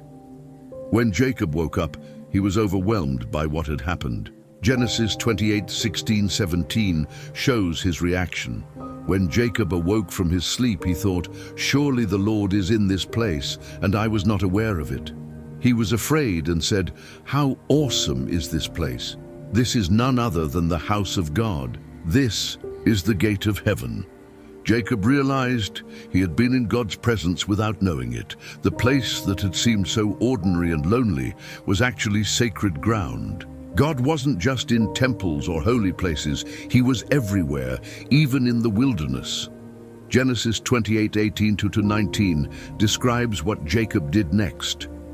Early the next morning, Jacob took the stone he had placed under his head and set it up as a pillar and poured oil on top of it. He called that place Bethel, though the city used to be called Luz. Jacob turned his stone pillow into a monument, marking the place where God had spoken to him. Bethel meant house of God. This simple stone pillar would remind him forever of the night when God promised to be with him. But Jacob wanted to make sure God would keep his promises. Genesis 28:20-22 records his vow. Then Jacob made a vow, saying, "If God will be with me and will watch over me on this journey I am taking, and will give me food to eat and clothes to wear, so that I return safely to my father's household, then the Lord will be my God, and this stone that I have set up as a pillar will be God's house, and of all that you give me, I will give you a tenth." Jacob was making a deal with God. If God would take care of him and bring him home safely, then Jacob would serve him and give him a tenth of everything he received. This shows that Jacob still had a lot to learn about faith and trust. He was treating God like a business partner instead of the sovereign Lord of the universe. Encouraged by God's promise, Jacob continued his journey toward Haran.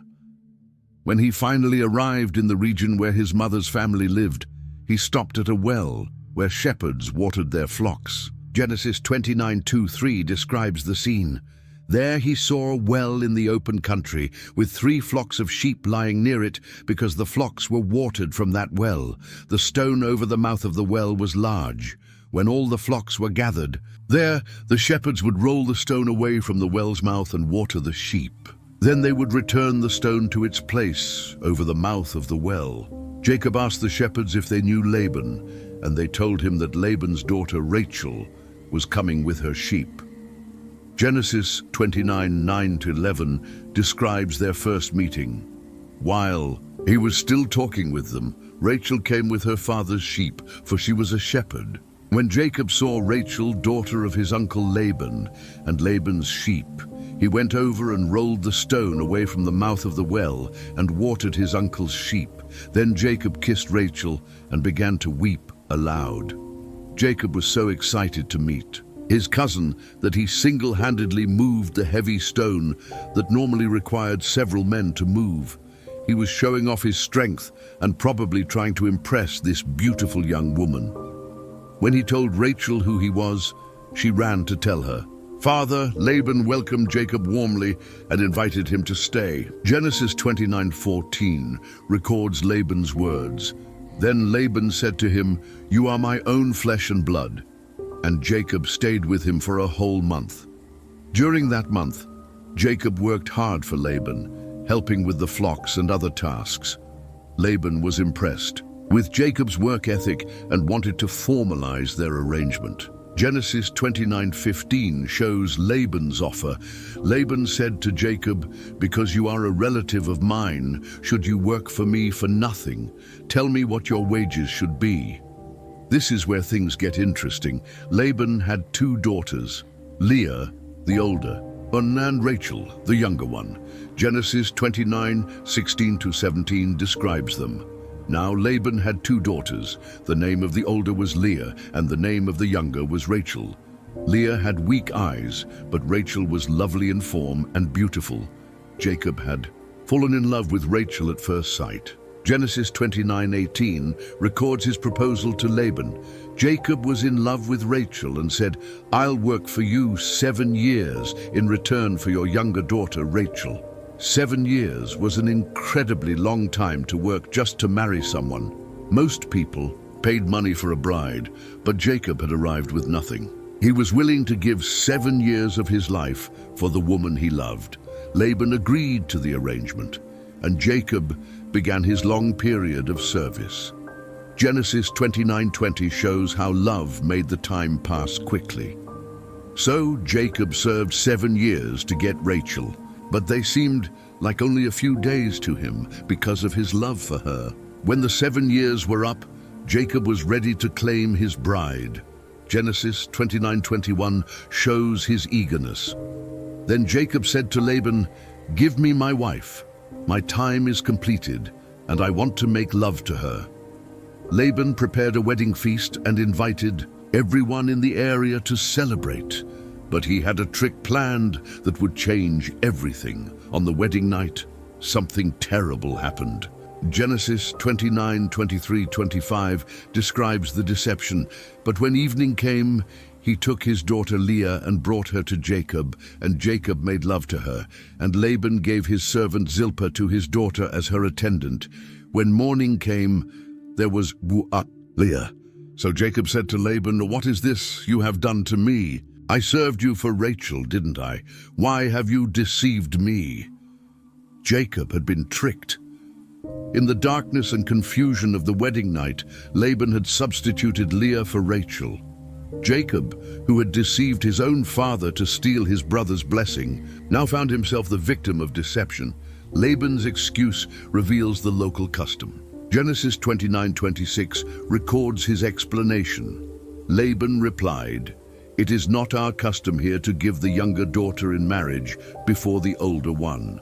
This was probably true, but Laban should have mentioned this important detail 7 years earlier when Jacob asked for Rachel. Instead, he had let Jacob work for 7 years under false pretenses, but Laban had a solution that would benefit him even more. Genesis 29:27-28 shows his proposal. "Finish this daughter's bridal week, then we will give you the younger one also, in return for another 7 years of work." So Jacob did so. He finished the week with Leah, and then Laban gave him his daughter Rachel to be his wife. Jacob now had 2 wives, something that would create enormous problems for the rest of his life. He had to work another 7 years for Rachel, meaning he would spend 14 years total just to marry the woman he loved.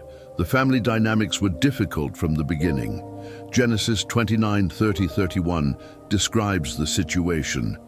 Jacob made love to Rachel also, and his love for Rachel was greater than his love for Leah.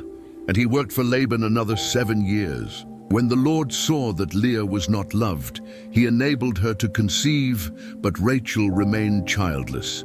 Jacob clearly favored Rachel over Leah. Everyone could see that Leah was unloved and unwanted. But God saw Leah's pain and gave her something her sister didn't have: children. Leah's first 4 sons came quickly, and each birth reflected her desperate hope that her husband would finally love her. Genesis 29:32-35 records their births. Leah became pregnant and gave birth to a son.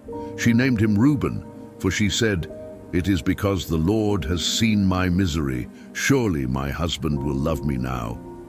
She conceived again, and when she gave birth to a son, she said, "Because the Lord heard that I am not loved, he gave me this one too." So she named him Simeon. Again she conceived, and when she gave birth to a son, she said, "Now at last my husband will become attached to me, because I have borne him 3 sons." So he was named Levi. She conceived again, and when she gave birth to a son, she said, "This time I will praise the Lord." So she named him Judah. Then she stopped having children. Each name told the story of Leah's heartbreak.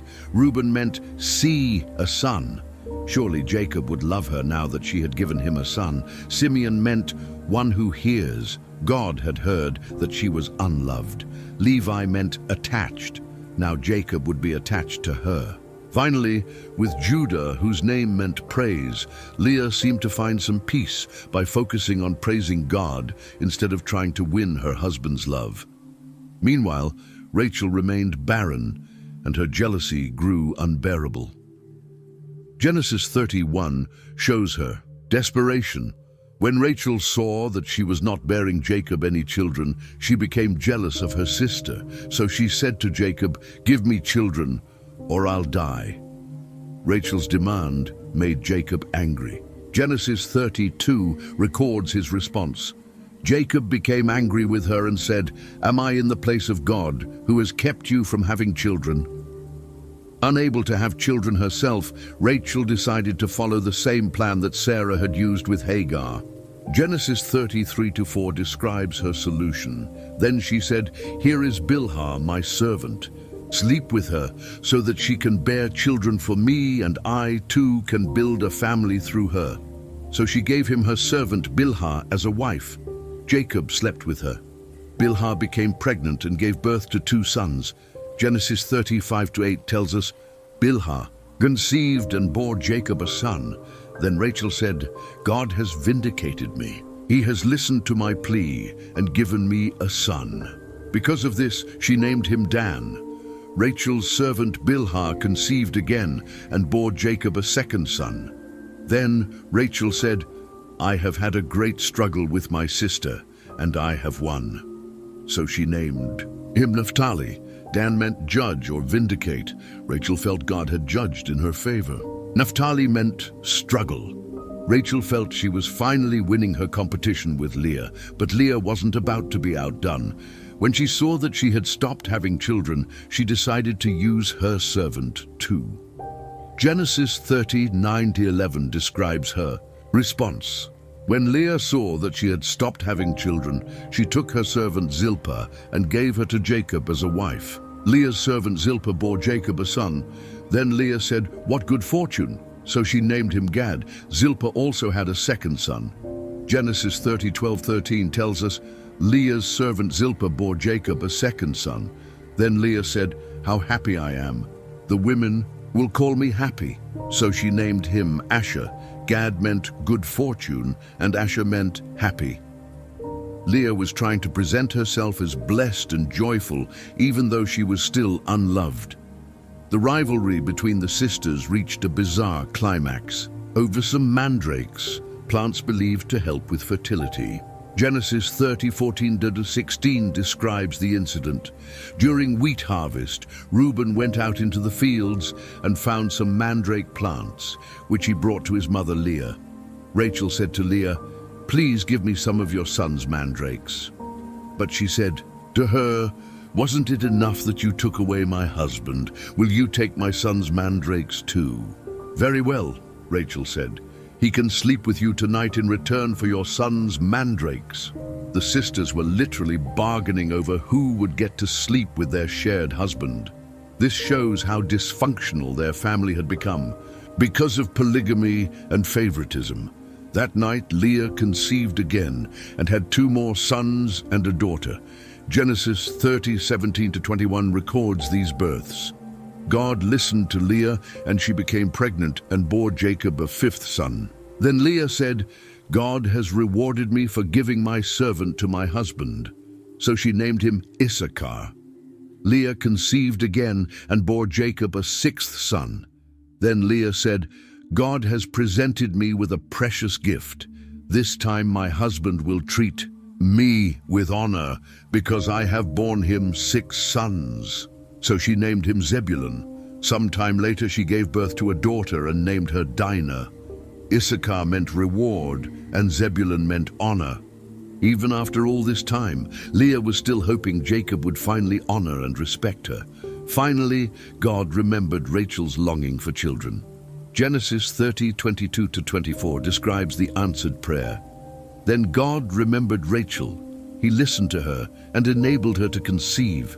She became pregnant and gave birth to a son and said, "God has taken away my disgrace." She named him Joseph, saying, "May the Lord add to me another son." Joseph meant, "May he add." Rachel was so happy to finally have a son. but she immediately wanted another one. This son, born to Jacob's beloved wife, would become his favorite child, setting up more family conflict in the future. Jacob now had 11 sons and 1 daughter from 4 different women. The 12 sons would eventually become the 12 tribes of Israel, but their births were marked by jealousy, competition, and family dysfunction. After Joseph was born, Jacob began thinking about returning home. He had fulfilled his obligation to Laban and wanted to take his large family back to the land God had promised him. Genesis 30:25-26 shows his request. After Rachel gave birth to Joseph, Jacob said to Laban, "Send me on my way so I can go back to my own homeland. Give me my wives and children for whom I have served you, and I will be on my way.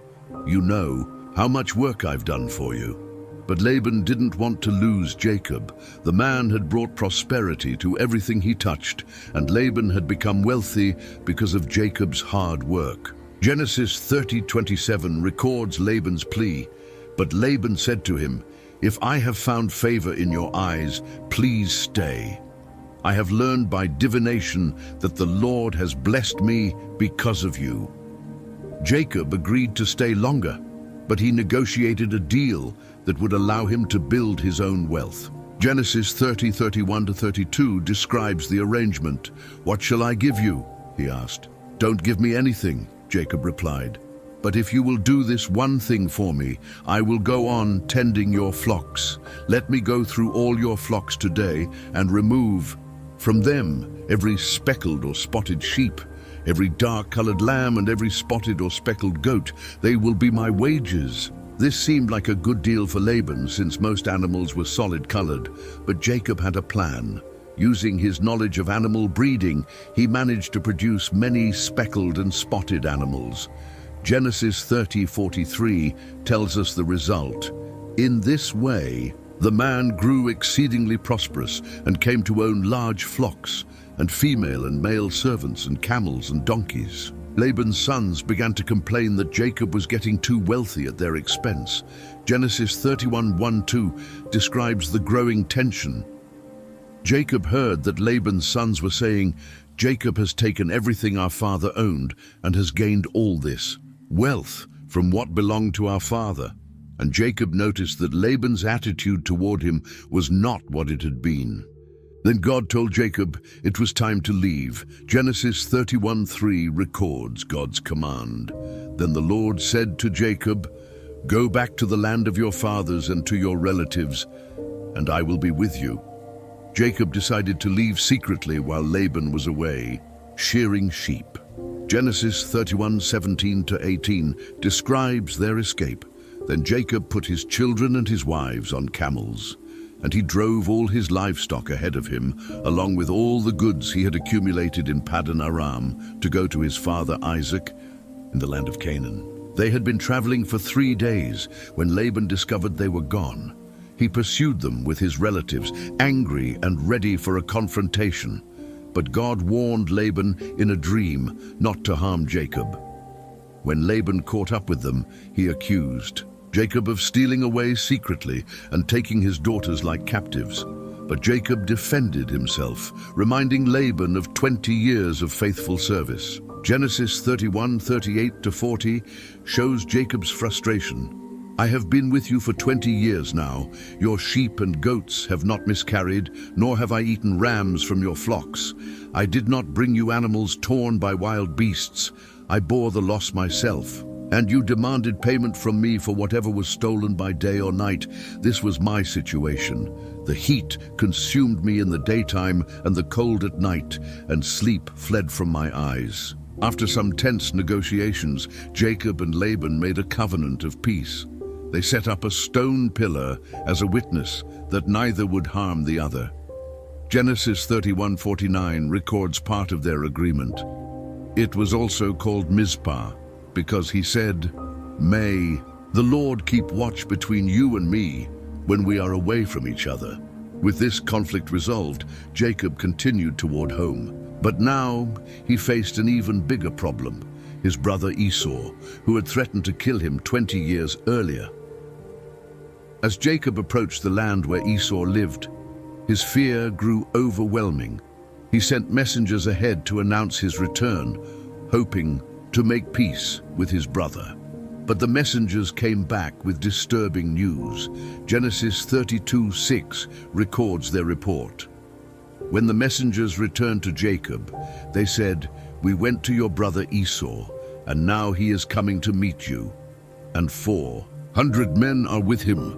400 men. This sounded like a war party, not a welcome committee. Jacob was terrified. Genesis 32:7 describes his reaction.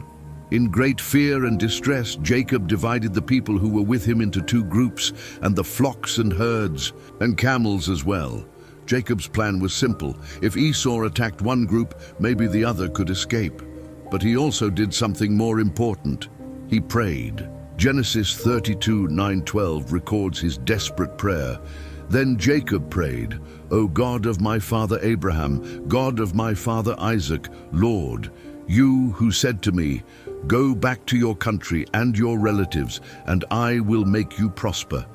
I am unworthy of all the kindness and faithfulness you have shown your servant. I had only my staff when I crossed this Jordan, but now I have become two camps. Save me, I pray, from the hand of my brother Esau, for I am afraid he will come and attack me, and also the mothers with their children. But you have said, 'I will surely make you prosper and will make your descendants like the sand of the sea, which cannot be counted.'" This was one of Jacob's most honest prayers. He acknowledged his unworthiness, admitted his fear, and reminded God of his promises. Then he prepared an enormous gift for Esau. Hundreds of goats, sheep, camels, cattle, and donkeys sent ahead in separate groups to impress his brother with his wealth and generosity. After sending his family across the Jabbok River, Jacob spent the night alone. This was when the most important event of his life happened. Genesis 32:24-26 describes the mysterious encounter. So Jacob was left alone, and a man wrestled with him till daybreak. When the man saw that he could not overpower him, he touched the socket of Jacob's hip so that his hip was wrenched as he wrestled with the man. Then the man said, "Let me go, for it is daybreak." But Jacob replied, "I will not let you go unless you bless me." All night long, Jacob wrestled with this mysterious figure. The man was strong enough to dislocate Jacob's hip with a touch, showing that he was more than human. But Jacob refused to give up, even when he was injured. He held on desperately, demanding a blessing. Then came the moment that changed everything. Genesis 32:27-28 records the transformation. The man asked him, "What is your name?" "Jacob," he answered. Then the man said, "Your name will no longer be Jacob, but Israel, because you have struggled with God and with humans and have overcome." Jacob's name was changed to Israel, which meant he struggles with God, or God strives. The man he had wrestled with was God himself, appearing in human form. Jacob had literally wrestled with God all night and had prevailed through persistent faith. Genesis 32:29-31 concludes this incredible encounter. Jacob said, "Please, tell me your name." But he replied, "Why do you ask my name?" Then he blessed him there. So Jacob called the place Peniel, saying, "It is because I saw God face to face, and yet my life was spared." The sun rose above him as he passed Peniel, and he was limping because of his hip. Peniel meant face of God. Jacob had seen God face to face and lived to tell about it, but he carried a permanent reminder of this encounter, a limp that would stay with him for the rest of his life. This wrestling match was more than a physical struggle. It represented Jacob's spiritual journey. He had spent his whole life struggling with his brother in the womb, with Esau for the birthright and blessing, with Laban for his wives and wealth. Now he had struggled with God himself and had been transformed. He was no longer Jacob the supplanter, but Israel, the one who had prevailed with God. When Jacob finally met Esau, the reunion was peaceful and emotional. The brothers embraced and wept, and Esau showed no sign of the murderous anger he had harbored 20 years earlier. Jacob settled in the land near Shechem, where he bought a piece of property and built an altar. But living among the Canaanites brought new dangers for Jacob's family. Genesis 34:1-2 describes a terrible incident. Now Dinah, the daughter Leah had borne to Jacob, went out to visit the women of the land. When Shechem, son of Hamor the Hivite, the ruler of that area, saw her, he took her and raped her. Dinah was probably a teenager when this happened. Shechem, the son of the local prince, saw her and violated her. This was not just a personal crime, but an attack on Jacob's entire family honor. But then something unexpected happened. Genesis 34:3-4 tells us, "His heart was drawn to Dinah, daughter of Jacob.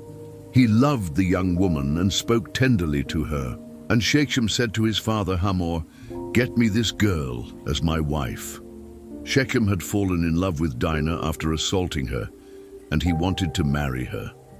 His father Hamor came to Jacob to arrange the marriage, as if the rape had never happened.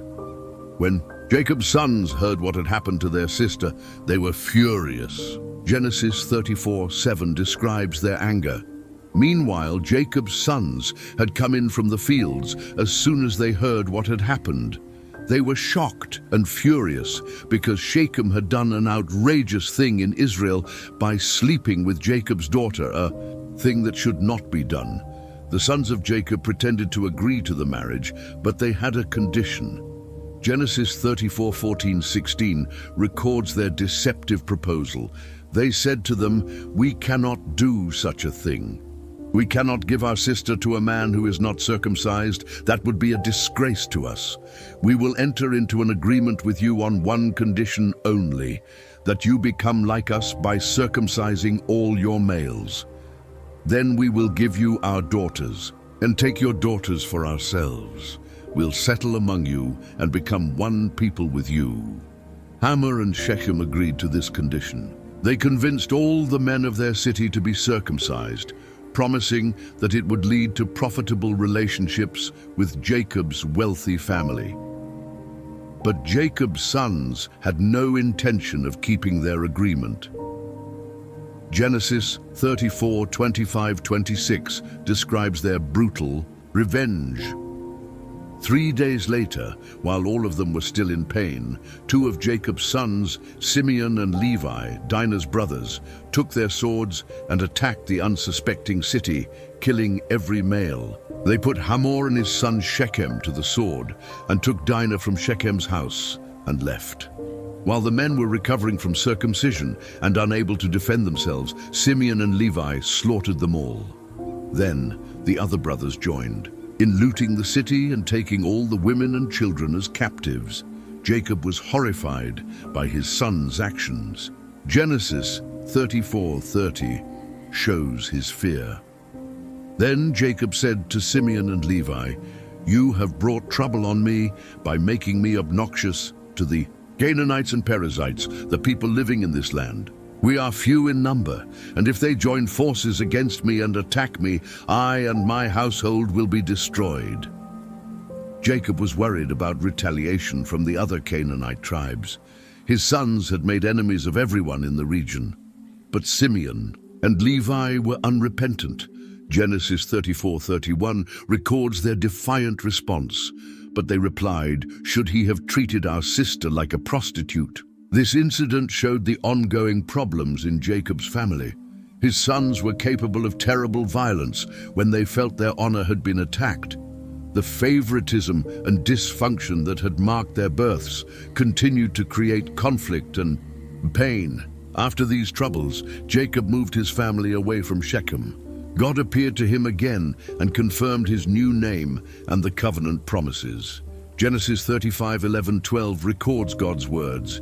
"And God said to him, I am God Almighty. Be fruitful and increase in number. A nation and a community of nations will come from you, and kings will be among your descendants. The land I gave to Abraham and Isaac I also give to you, and I will give this land to your descendants after you."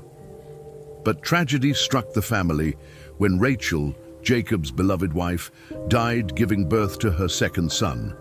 Genesis 35:16-18 describes her death. Then they moved on from Bethel. While they were still some distance from Ephrath, Rachel began to give birth and had great difficulty. And as she was having great difficulty in childbirth, the midwife said to her, "Don't despair, for you have another son." As she breathed her last, she named him Ben-Oni, but his father named him Benjamin. Rachel died giving birth to Benjamin, whose name meant "son of my right hand." Her dying wish was to name him Ben-Oni, meaning son of my trouble, but Jacob changed it to something more hopeful. Jacob now had 12 sons, but his favoritism continued to cause problems. Genesis 37:3-4 describes the situation. Now Israel loved Joseph more than any of his other sons, because he had been born to him in his old age, and he made an ornate robe for him. When his brothers saw that their father loved him more than any of them, they hated him and could not speak a kind word to him. Joseph was Rachel's firstborn son, born when Jacob was old, and Jacob couldn't hide his special love for him.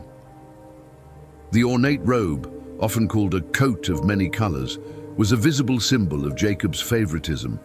It was the kind of robe worn by royalty or someone who didn't have to do manual labor. Joseph's brothers already hated him for being their father's favorite. But then Joseph made things worse by telling them about his dreams. Genesis 37:5-8 describes the first dream.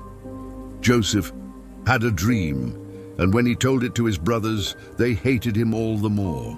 He said to them, "Listen to this dream I had.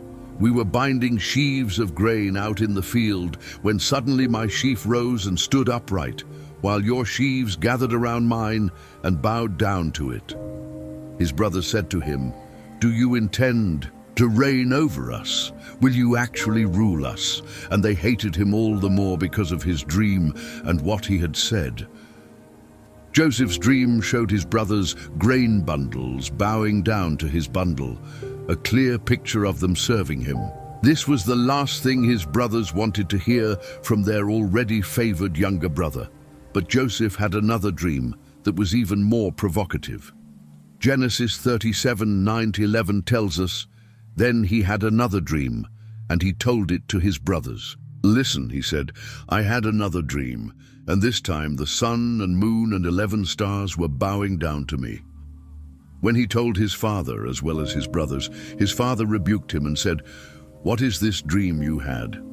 Will your mother and I and your brothers actually come and bow down to the ground before you?' His brothers were jealous of him, but his father kept the matter in mind. In this second dream, the sun, moon, and 11 stars bowed to Joseph, representing his father, mother, and 11 brothers all bowing down to him. Even Jacob was disturbed by this dream, though he wondered if it might be from God. Joseph was only 17 years old, and he didn't have the wisdom to keep these dreams to himself. He may have been sharing them innocently, not realizing how much they would anger his brothers. But God was already revealing his plan for Joseph's future, even though it would take many years and much suffering before those dreams came true.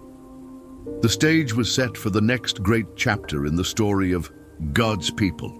Joseph's brothers' hatred would soon lead to actions that would change the course of history, taking the family of Israel down to Egypt and setting up the events that would eventually lead to the Exodus and the birth of the nation of Israel. 1. A day, Jacob sent Joseph to check on his brothers who were pasturing the flocks in Dothan. When the brothers saw Joseph approaching in his special robe, the anger they had harbored for so long finally exploded. Genesis 37:18-20 records their conspiratorial words. But they saw him in the distance, and before he reached them, they plotted to kill him. "Here comes that dreamer," they said to each other. "Come now, let's kill him and throw him into one of these cisterns and say that a ferocious animal devoured him. Then we'll see what comes of his dreams." But Reuben, the oldest brother, tried to save Joseph's life. He suggested they throw Joseph into a cistern without killing him, planning to rescue him later. When Joseph arrived, his brothers stripped off his ornate robe and threw him into an empty cistern. While they were eating their meal, a caravan of Ishmaelite merchants appeared, heading toward Egypt. Judah had an idea that would solve their problem without bloodshed. Genesis 37:26-27 shows his proposal.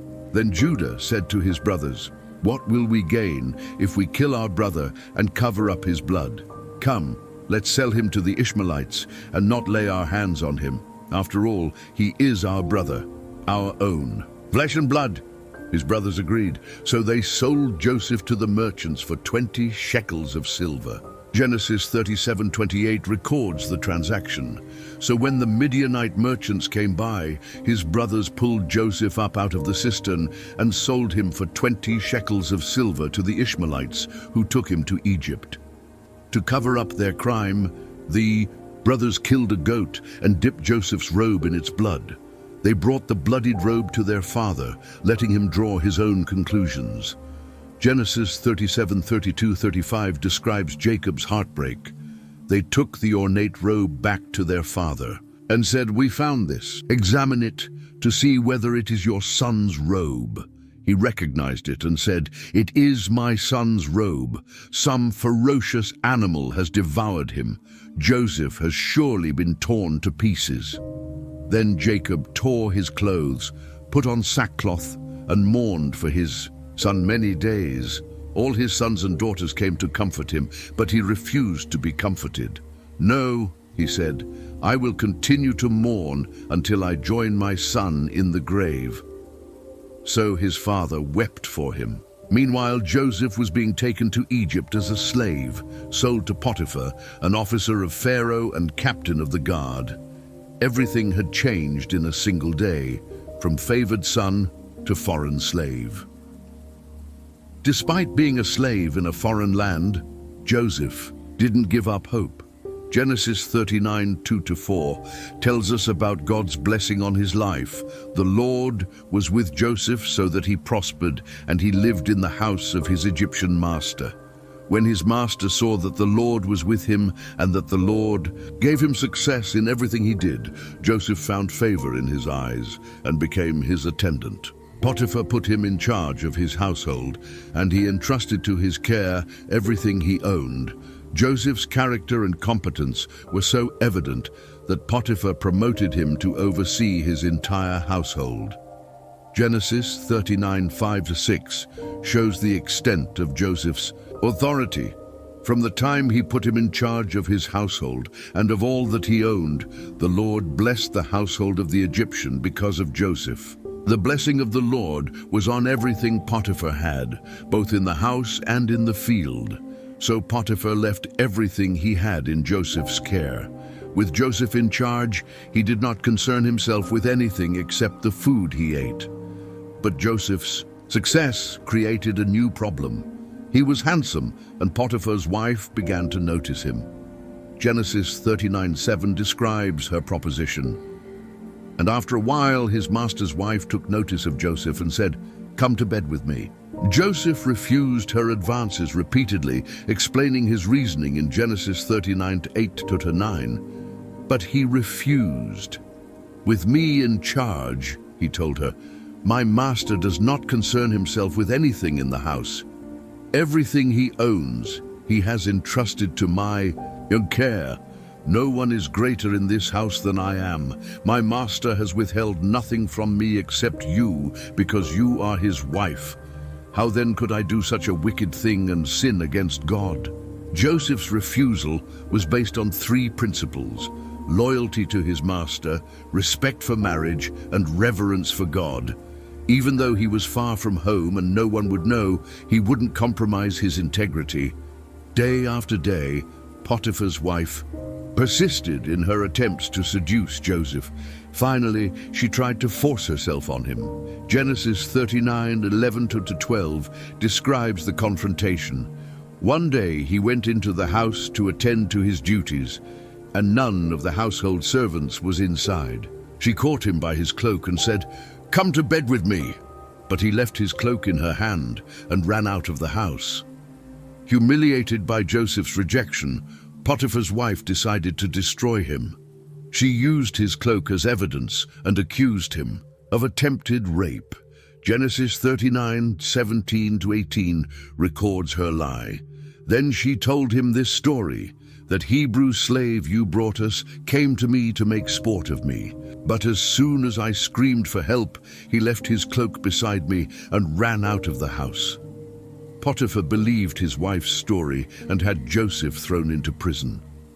Genesis 39:20 tells us, Joseph's master took him and put him in prison, the place where the king's prisoners were confined. But while Joseph was there in the prison, the Lord was with him. Even in prison, God's favor remained on Joseph. The warden soon put him in charge of all the prisoners because of his trustworthy character and administrative skills. While in prison, Joseph met two of Pharaoh's officials, the chief cupbearer and the chief baker, who had been imprisoned for offending the king. One night, both men had troubling dreams that they couldn't understand. Genesis 46:8 describes their distress.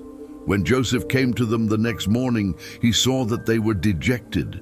So he asked Pharaoh's officials who were in custody with him in his master's house, "Why do you look so sad today?" "We both had dreams," they answered, "but there is no one to interpret them." Then Joseph said to them, "Do not interpretations belong to God? Tell me your dreams." The cupbearer told his dream first. He had seen a vine with 3 branches that budded, blossomed, and produced grapes. He squeezed the grapes into Pharaoh's cup and gave it to him. Joseph interpreted this as good news. In 3 days, the cupbearer would be restored to his position. The baker's dream was different.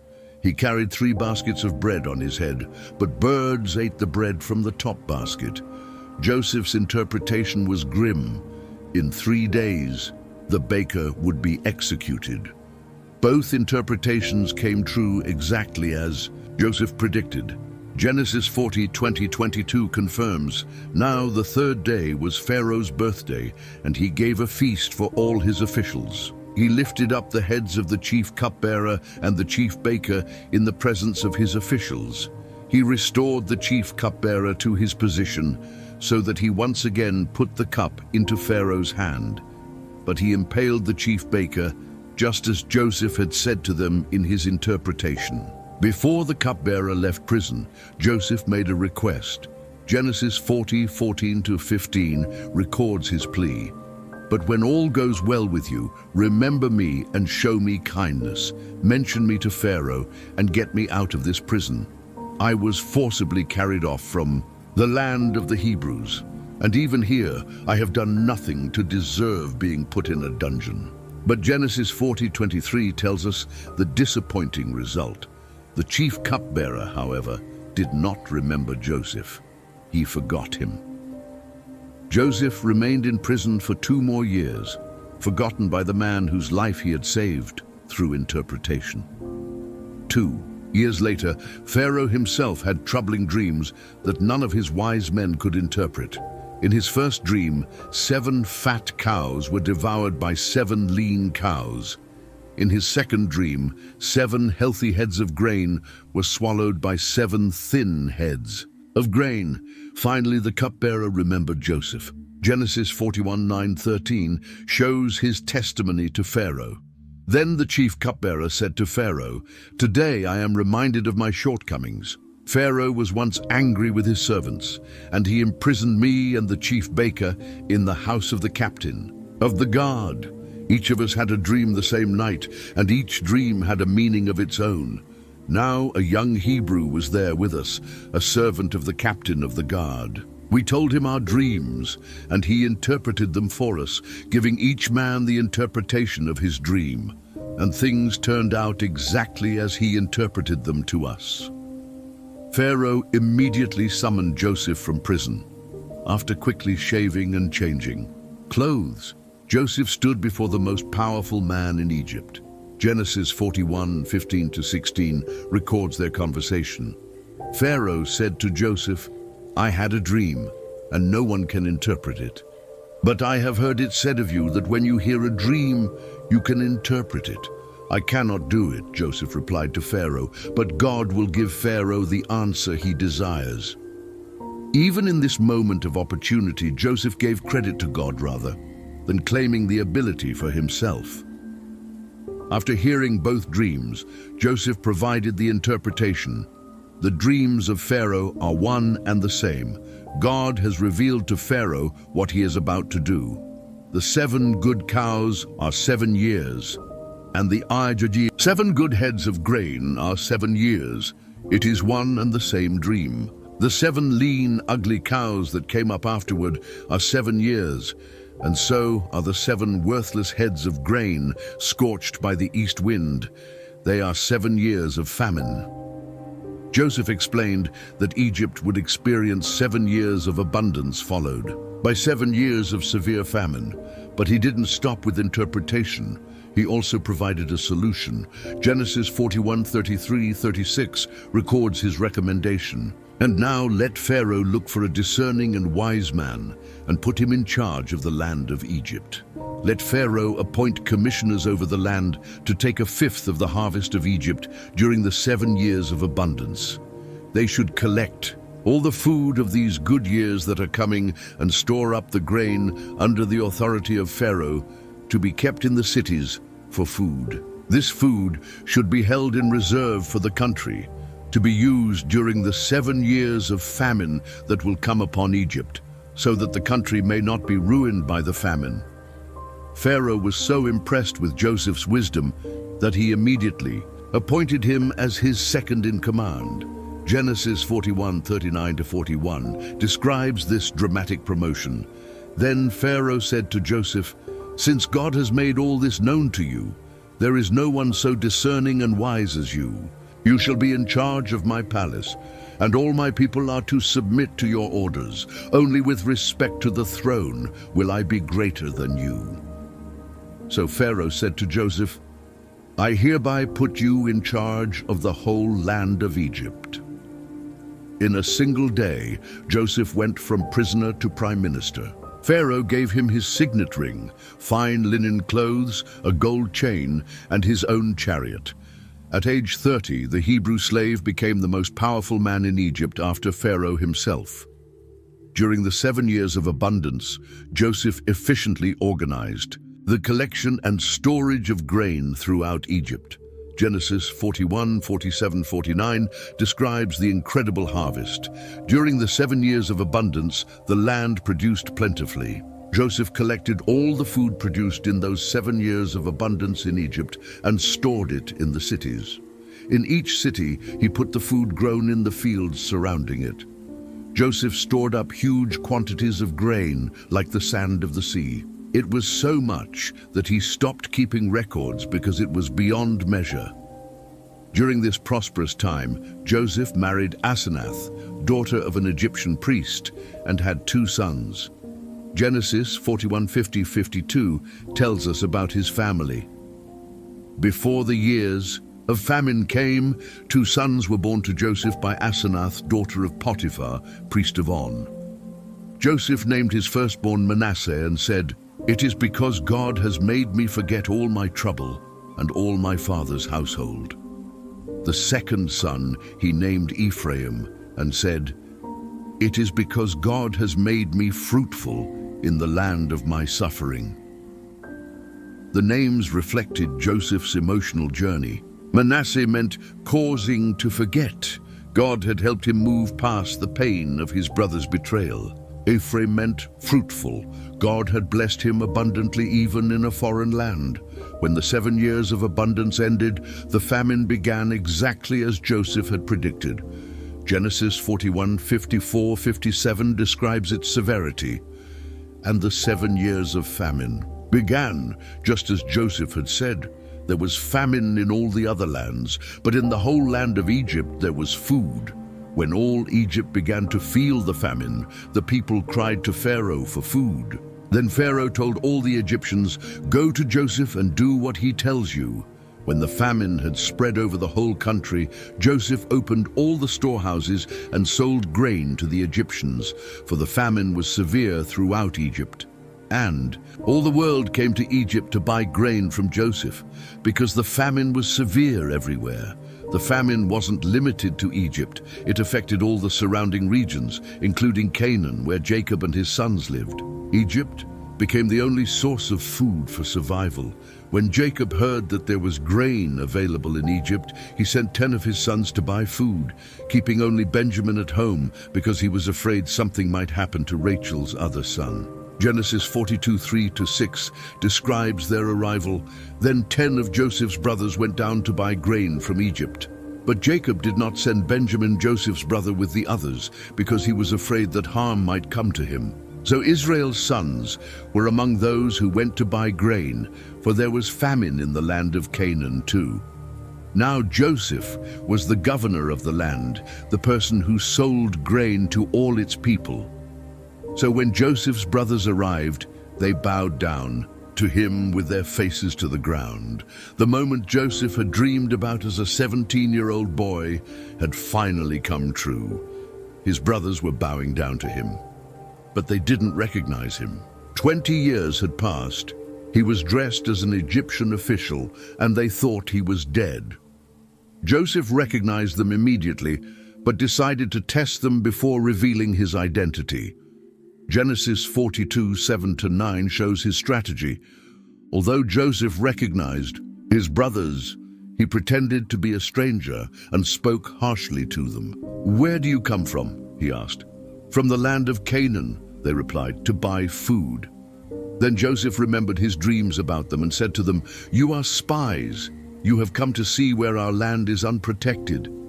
Joseph accused them of being spies and demanded proof of their story.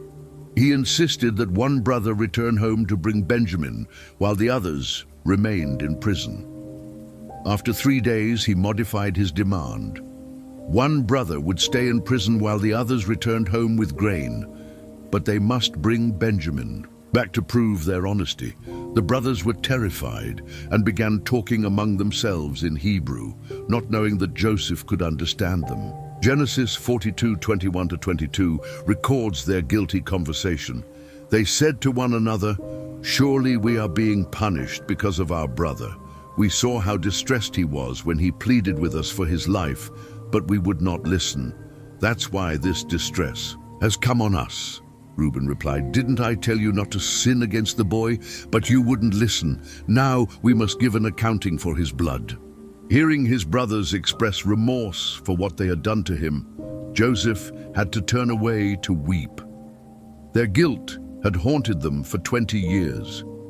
He kept Simeon as a hostage and sent the others home with grain, secretly returning their money in their sacks. When the brothers told Jacob everything that had happened, he was devastated. Genesis 42:36 shows his anguish. Their father Jacob said to them, "You have deprived me of my children. Joseph is no more and Simeon is no more. And now you want to take Benjamin. Everything is against me." Jacob refused to let Benjamin go to Egypt, even though it meant Simeon would remain imprisoned. But as the famine continued and their food ran out, they had no choice but to return to Egypt. When their grain was almost gone, Jacob reluctantly agreed to send Benjamin to Egypt, along with double the money and gifts for the Egyptian governor. Genesis 43:11-14 shows his resignation. Then their father Israel said to them, "If it must be, then do this. Put some of the best products of the land in your bags and take them down to the man as a gift, a little balm and a little honey, some spices and myrrh, some pistachio nuts and almonds. Take double the amount of silver with you, for you must return the silver that was put back into the mouths of your sacks. Perhaps it was a mistake. Take your brother also and go back to the man at once, and may God Almighty grant you mercy before the man, so that he will let your other brother and Benjamin come back with you. As for me, if I am bereaved, I am bereaved." When Joseph saw Benjamin with his brothers, he was overwhelmed with emotion. He invited them all to dine at his house, seating them in birth order, something that amazed them, since this Egyptian official couldn't possibly know their ages. Genesis 43:33-34 describes the meal. The men had been seated before him in the order of their ages, from the firstborn to the youngest, and they looked at each other in astonishment. When portions were served to them from Joseph's table, Benjamin's portion was 5 times as much as anyone else's, so they feasted and drank freely with him. Joseph was testing his brothers again, showing special favor to Benjamin to see if they would be jealous as they had been of him. But this time, the brothers seemed genuinely happy for Benjamin's good fortune. The next morning, Joseph sent his brothers away with grain, but he had his silver cup planted in Benjamin's sack. When the brothers were overtaken and searched, the cup was found, and they were all brought back to face Joseph's wrath. Genesis 44:16-17 shows their despair. "What can we say to my lord?" Judah replied. "What can we say? How can we prove our innocence? God has uncovered your servant's guilt. We are now my lord's slaves, we ourselves and the one who was found to have the cup." But Joseph said, "Far be it from me to do such a thing. Only the man who was found to have the cup will become my slave. The rest of you go back to your father in peace." This was the ultimate test. Would the brothers abandon Benjamin as they had abandoned Joseph, or had they truly changed? Judah's response revealed their transformation. Genesis 44:18-33-34 records his passionate plea. Then Judah went up to him and said, "Pardon your servant, my lord. Let me speak a word to my lord. Do not be angry with your servant, though you are equal to Pharaoh himself. Now then, please, let your servant remain here as my lord's slave in place of the boy, and let the boy return with his brothers. How can I go back to my father if the boy is not with me? No, do not let me see the misery that would come on my father." Judah, who had once suggested selling Joseph, was now willing to become a slave himself to save Benjamin and spare their father's grief. The brothers had truly changed. Unable to contain himself any longer, Joseph dismissed all his attendants and revealed his identity. Genesis 45:3-4 describes the dramatic moment. Joseph said to his brothers, "I am Joseph. Is my father still living?" But his brothers were not able to answer him because they were terrified at his presence. Then Joseph said to his brothers, "Come close to me." When they had done so, he said, "I am your brother Joseph, the one you sold into Egypt." The brothers were shocked and terrified, but Joseph quickly reassured them. Genesis 45:5-8 shows his perspective on their past actions. "And now, do not be distressed, and do not be angry with yourselves for selling me here, because it was to save lives that God sent me ahead of you. For 2 years now, there has been famine in the land, and for the next 5 years there will be no plowing and reaping. But God sent me ahead of you to preserve for you a remnant on earth and to save your lives by a great deliverance. So then, it was not you who sent me here, but God. He made me father to Pharaoh, lord of his entire household and ruler of all Egypt." Joseph saw God's hand in everything that had happened. What his brothers meant for evil, God had used for good to save many lives during the famine. Joseph told his brothers to bring their father and all their families to Egypt, where they could survive the remaining years of famine. When Jacob heard that Joseph was alive and ruling in Egypt, Genesis 45:26-28 describes his reaction. They told him, "Joseph is still alive. In fact, he is ruler of all Egypt." Jacob was stunned. He did not believe them. But when they told him everything Joseph had said to them, and when he saw the carts Joseph had sent to carry him back, the spirit of their father Jacob revived. And Israel said, "I'm convinced. My son Joseph is still alive. I will go and see him before I die." God appeared to Jacob in a vision at Beersheba, encouraging him to go to Egypt. Genesis 46:3-4 records God's promise, "I am God, the God of your father," he said. "Do not be afraid to go down to Egypt, for I will make you into a great nation there. I will go down to Egypt with you, and I will surely bring you back again. And Joseph's own hand will close your eyes." Genesis 46:27 tells us the total number who went to Egypt. With the two sons who had been born to Joseph in Egypt, the members of Jacob's family which went to Egypt were 70 in all. The reunion between Jacob and Joseph was emotional beyond words.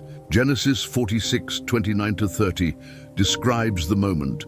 Joseph had his chariot made ready and went to Goshen to meet his father Israel. As soon as Joseph appeared before him, he threw his arms around his father and wept for a long time. Israel said to Joseph, "Now I am ready to die, since I have seen for myself that you are still alive." Pharaoh welcomed Jacob's family and gave them the best land in Egypt, the region of Goshen, where they could raise their flocks and herds. What had begun as a temporary refuge during famine would become a 430-year sojourn that would transform Jacob's family into the nation of Israel. Jacob lived in Egypt for 17 years, seeing his family prosper and multiply. As his death approached, he called Joseph to make a special request about his burial. Then he blessed Joseph's two sons, Manasseh and Ephraim, adopting them as his own sons and giving them equal inheritance with his other sons. In a prophetic move that surprised Joseph, Jacob gave the greater blessing to Ephraim, the younger son, rather than Manasseh, the firstborn. Genesis 48:19 records Jacob's explanation, but his father refused and said, "I know, my son, I know. He too will become a people, and he too will become great. Nevertheless, his younger brother will be greater than he, and his descendants will become a group of nations." Finally, Jacob called all his sons together to give them prophetic blessings before his death. Genesis 49 records these detailed prophecies about each tribe's future. Some blessings were positive, like Judah's. "The scepter will not depart from Judah, nor the ruler's staff from between his feet, until he to whom it belongs shall come, and the obedience of the nations shall be his." Others carried consequences for past actions, like Simeon and Levi's curse for their violence at Shechem. "I will scatter them in Jacob and disperse them in Israel." Genesis 49:33 describes Jacob's peaceful death. When Jacob had finished giving instructions to his sons, he drew his feet up into the bed, breathed his last, and was gathered to his people. Joseph mourned deeply for his father and had him embalmed according to Egyptian custom.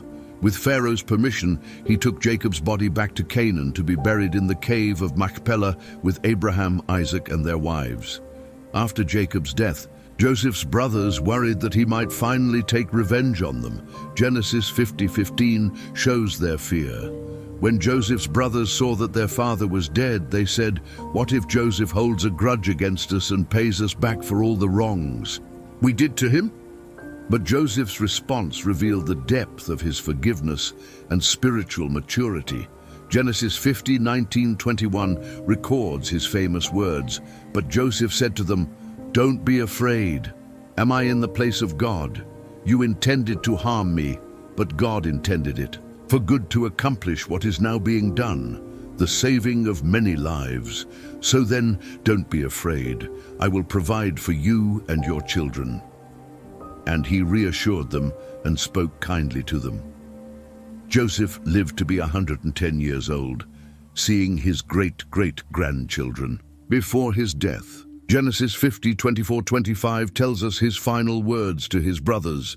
"Then Joseph said to his brothers, 'I am about to die, but God will surely come to your aid and take you up out of this land to the land he promised on oath to Abraham, Isaac, and Jacob.'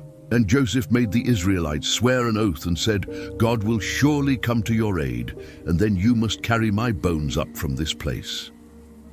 Even in death, Joseph's faith remained fixed on God's promises. He knew that Egypt was not their permanent home.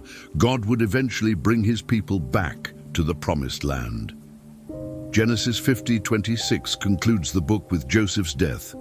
"So Joseph died at the age of 110, and after they embalmed him, he was placed in a coffin in Egypt." The book of Genesis ends with God's people in Egypt, far from the promised land, but positioned for the next great chapter in his plan. What began with creation continued through the fall and developed through God's covenant with Abraham, Isaac, and Jacob, now set the stage for the formation of the nation of Israel and their eventual exodus back to the land God had promised. Their fathers, through all the stories of Genesis, from Adam's disobedience to Joseph's forgiveness, we see the consistent theme of God's faithfulness to his promises, his ability to work through flawed human beings, and his ultimate plan to bless all nations through the descendants of Abraham. If this journey through Genesis has inspired you, challenged you, or helped you see God's hand in human history, I'd love for you to be part of our community. Please hit that subscribe button and ring the notification bell so you won't miss our upcoming videos as we continue through the Bible together. Your subscription helps us reach more people with these timeless stories that have shaped our world. And don't keep this incredible story to yourself. Share this video with your friends, family, and anyone who could benefit from understanding how our world began and how God has been working throughout history. Whether they're believers seeking deeper understanding or skeptics curious about these foundational stories, everyone can appreciate the literary beauty, historical significance, and profound truths found in Genesis. Leave a comment below and let me know, which story from Genesis impacted you the most? Was it Adam and Eve's fall from paradise, Abraham's incredible faith journey, Joseph's forgiveness of his brothers? I read every comment and love hearing how these ancient stories speak to modern hearts. Hit that like button if you found value in this comprehensive journey through Genesis, and share it on your social media to help others discover these amazing stories. Together, we can help more people understand the foundation of human history and God's eternal plan of redemption. Thank you for joining me on this remarkable adventure through the Book of Beginnings. Until next time, may you find hope in knowing that the same God who created the stars, called Abraham, wrestled with Jacob, and worked through Joseph's suffering is still at work in your life today. The story that began in Genesis continues in your heart and in your story. Subscribe, share, and I'll see you in the next video.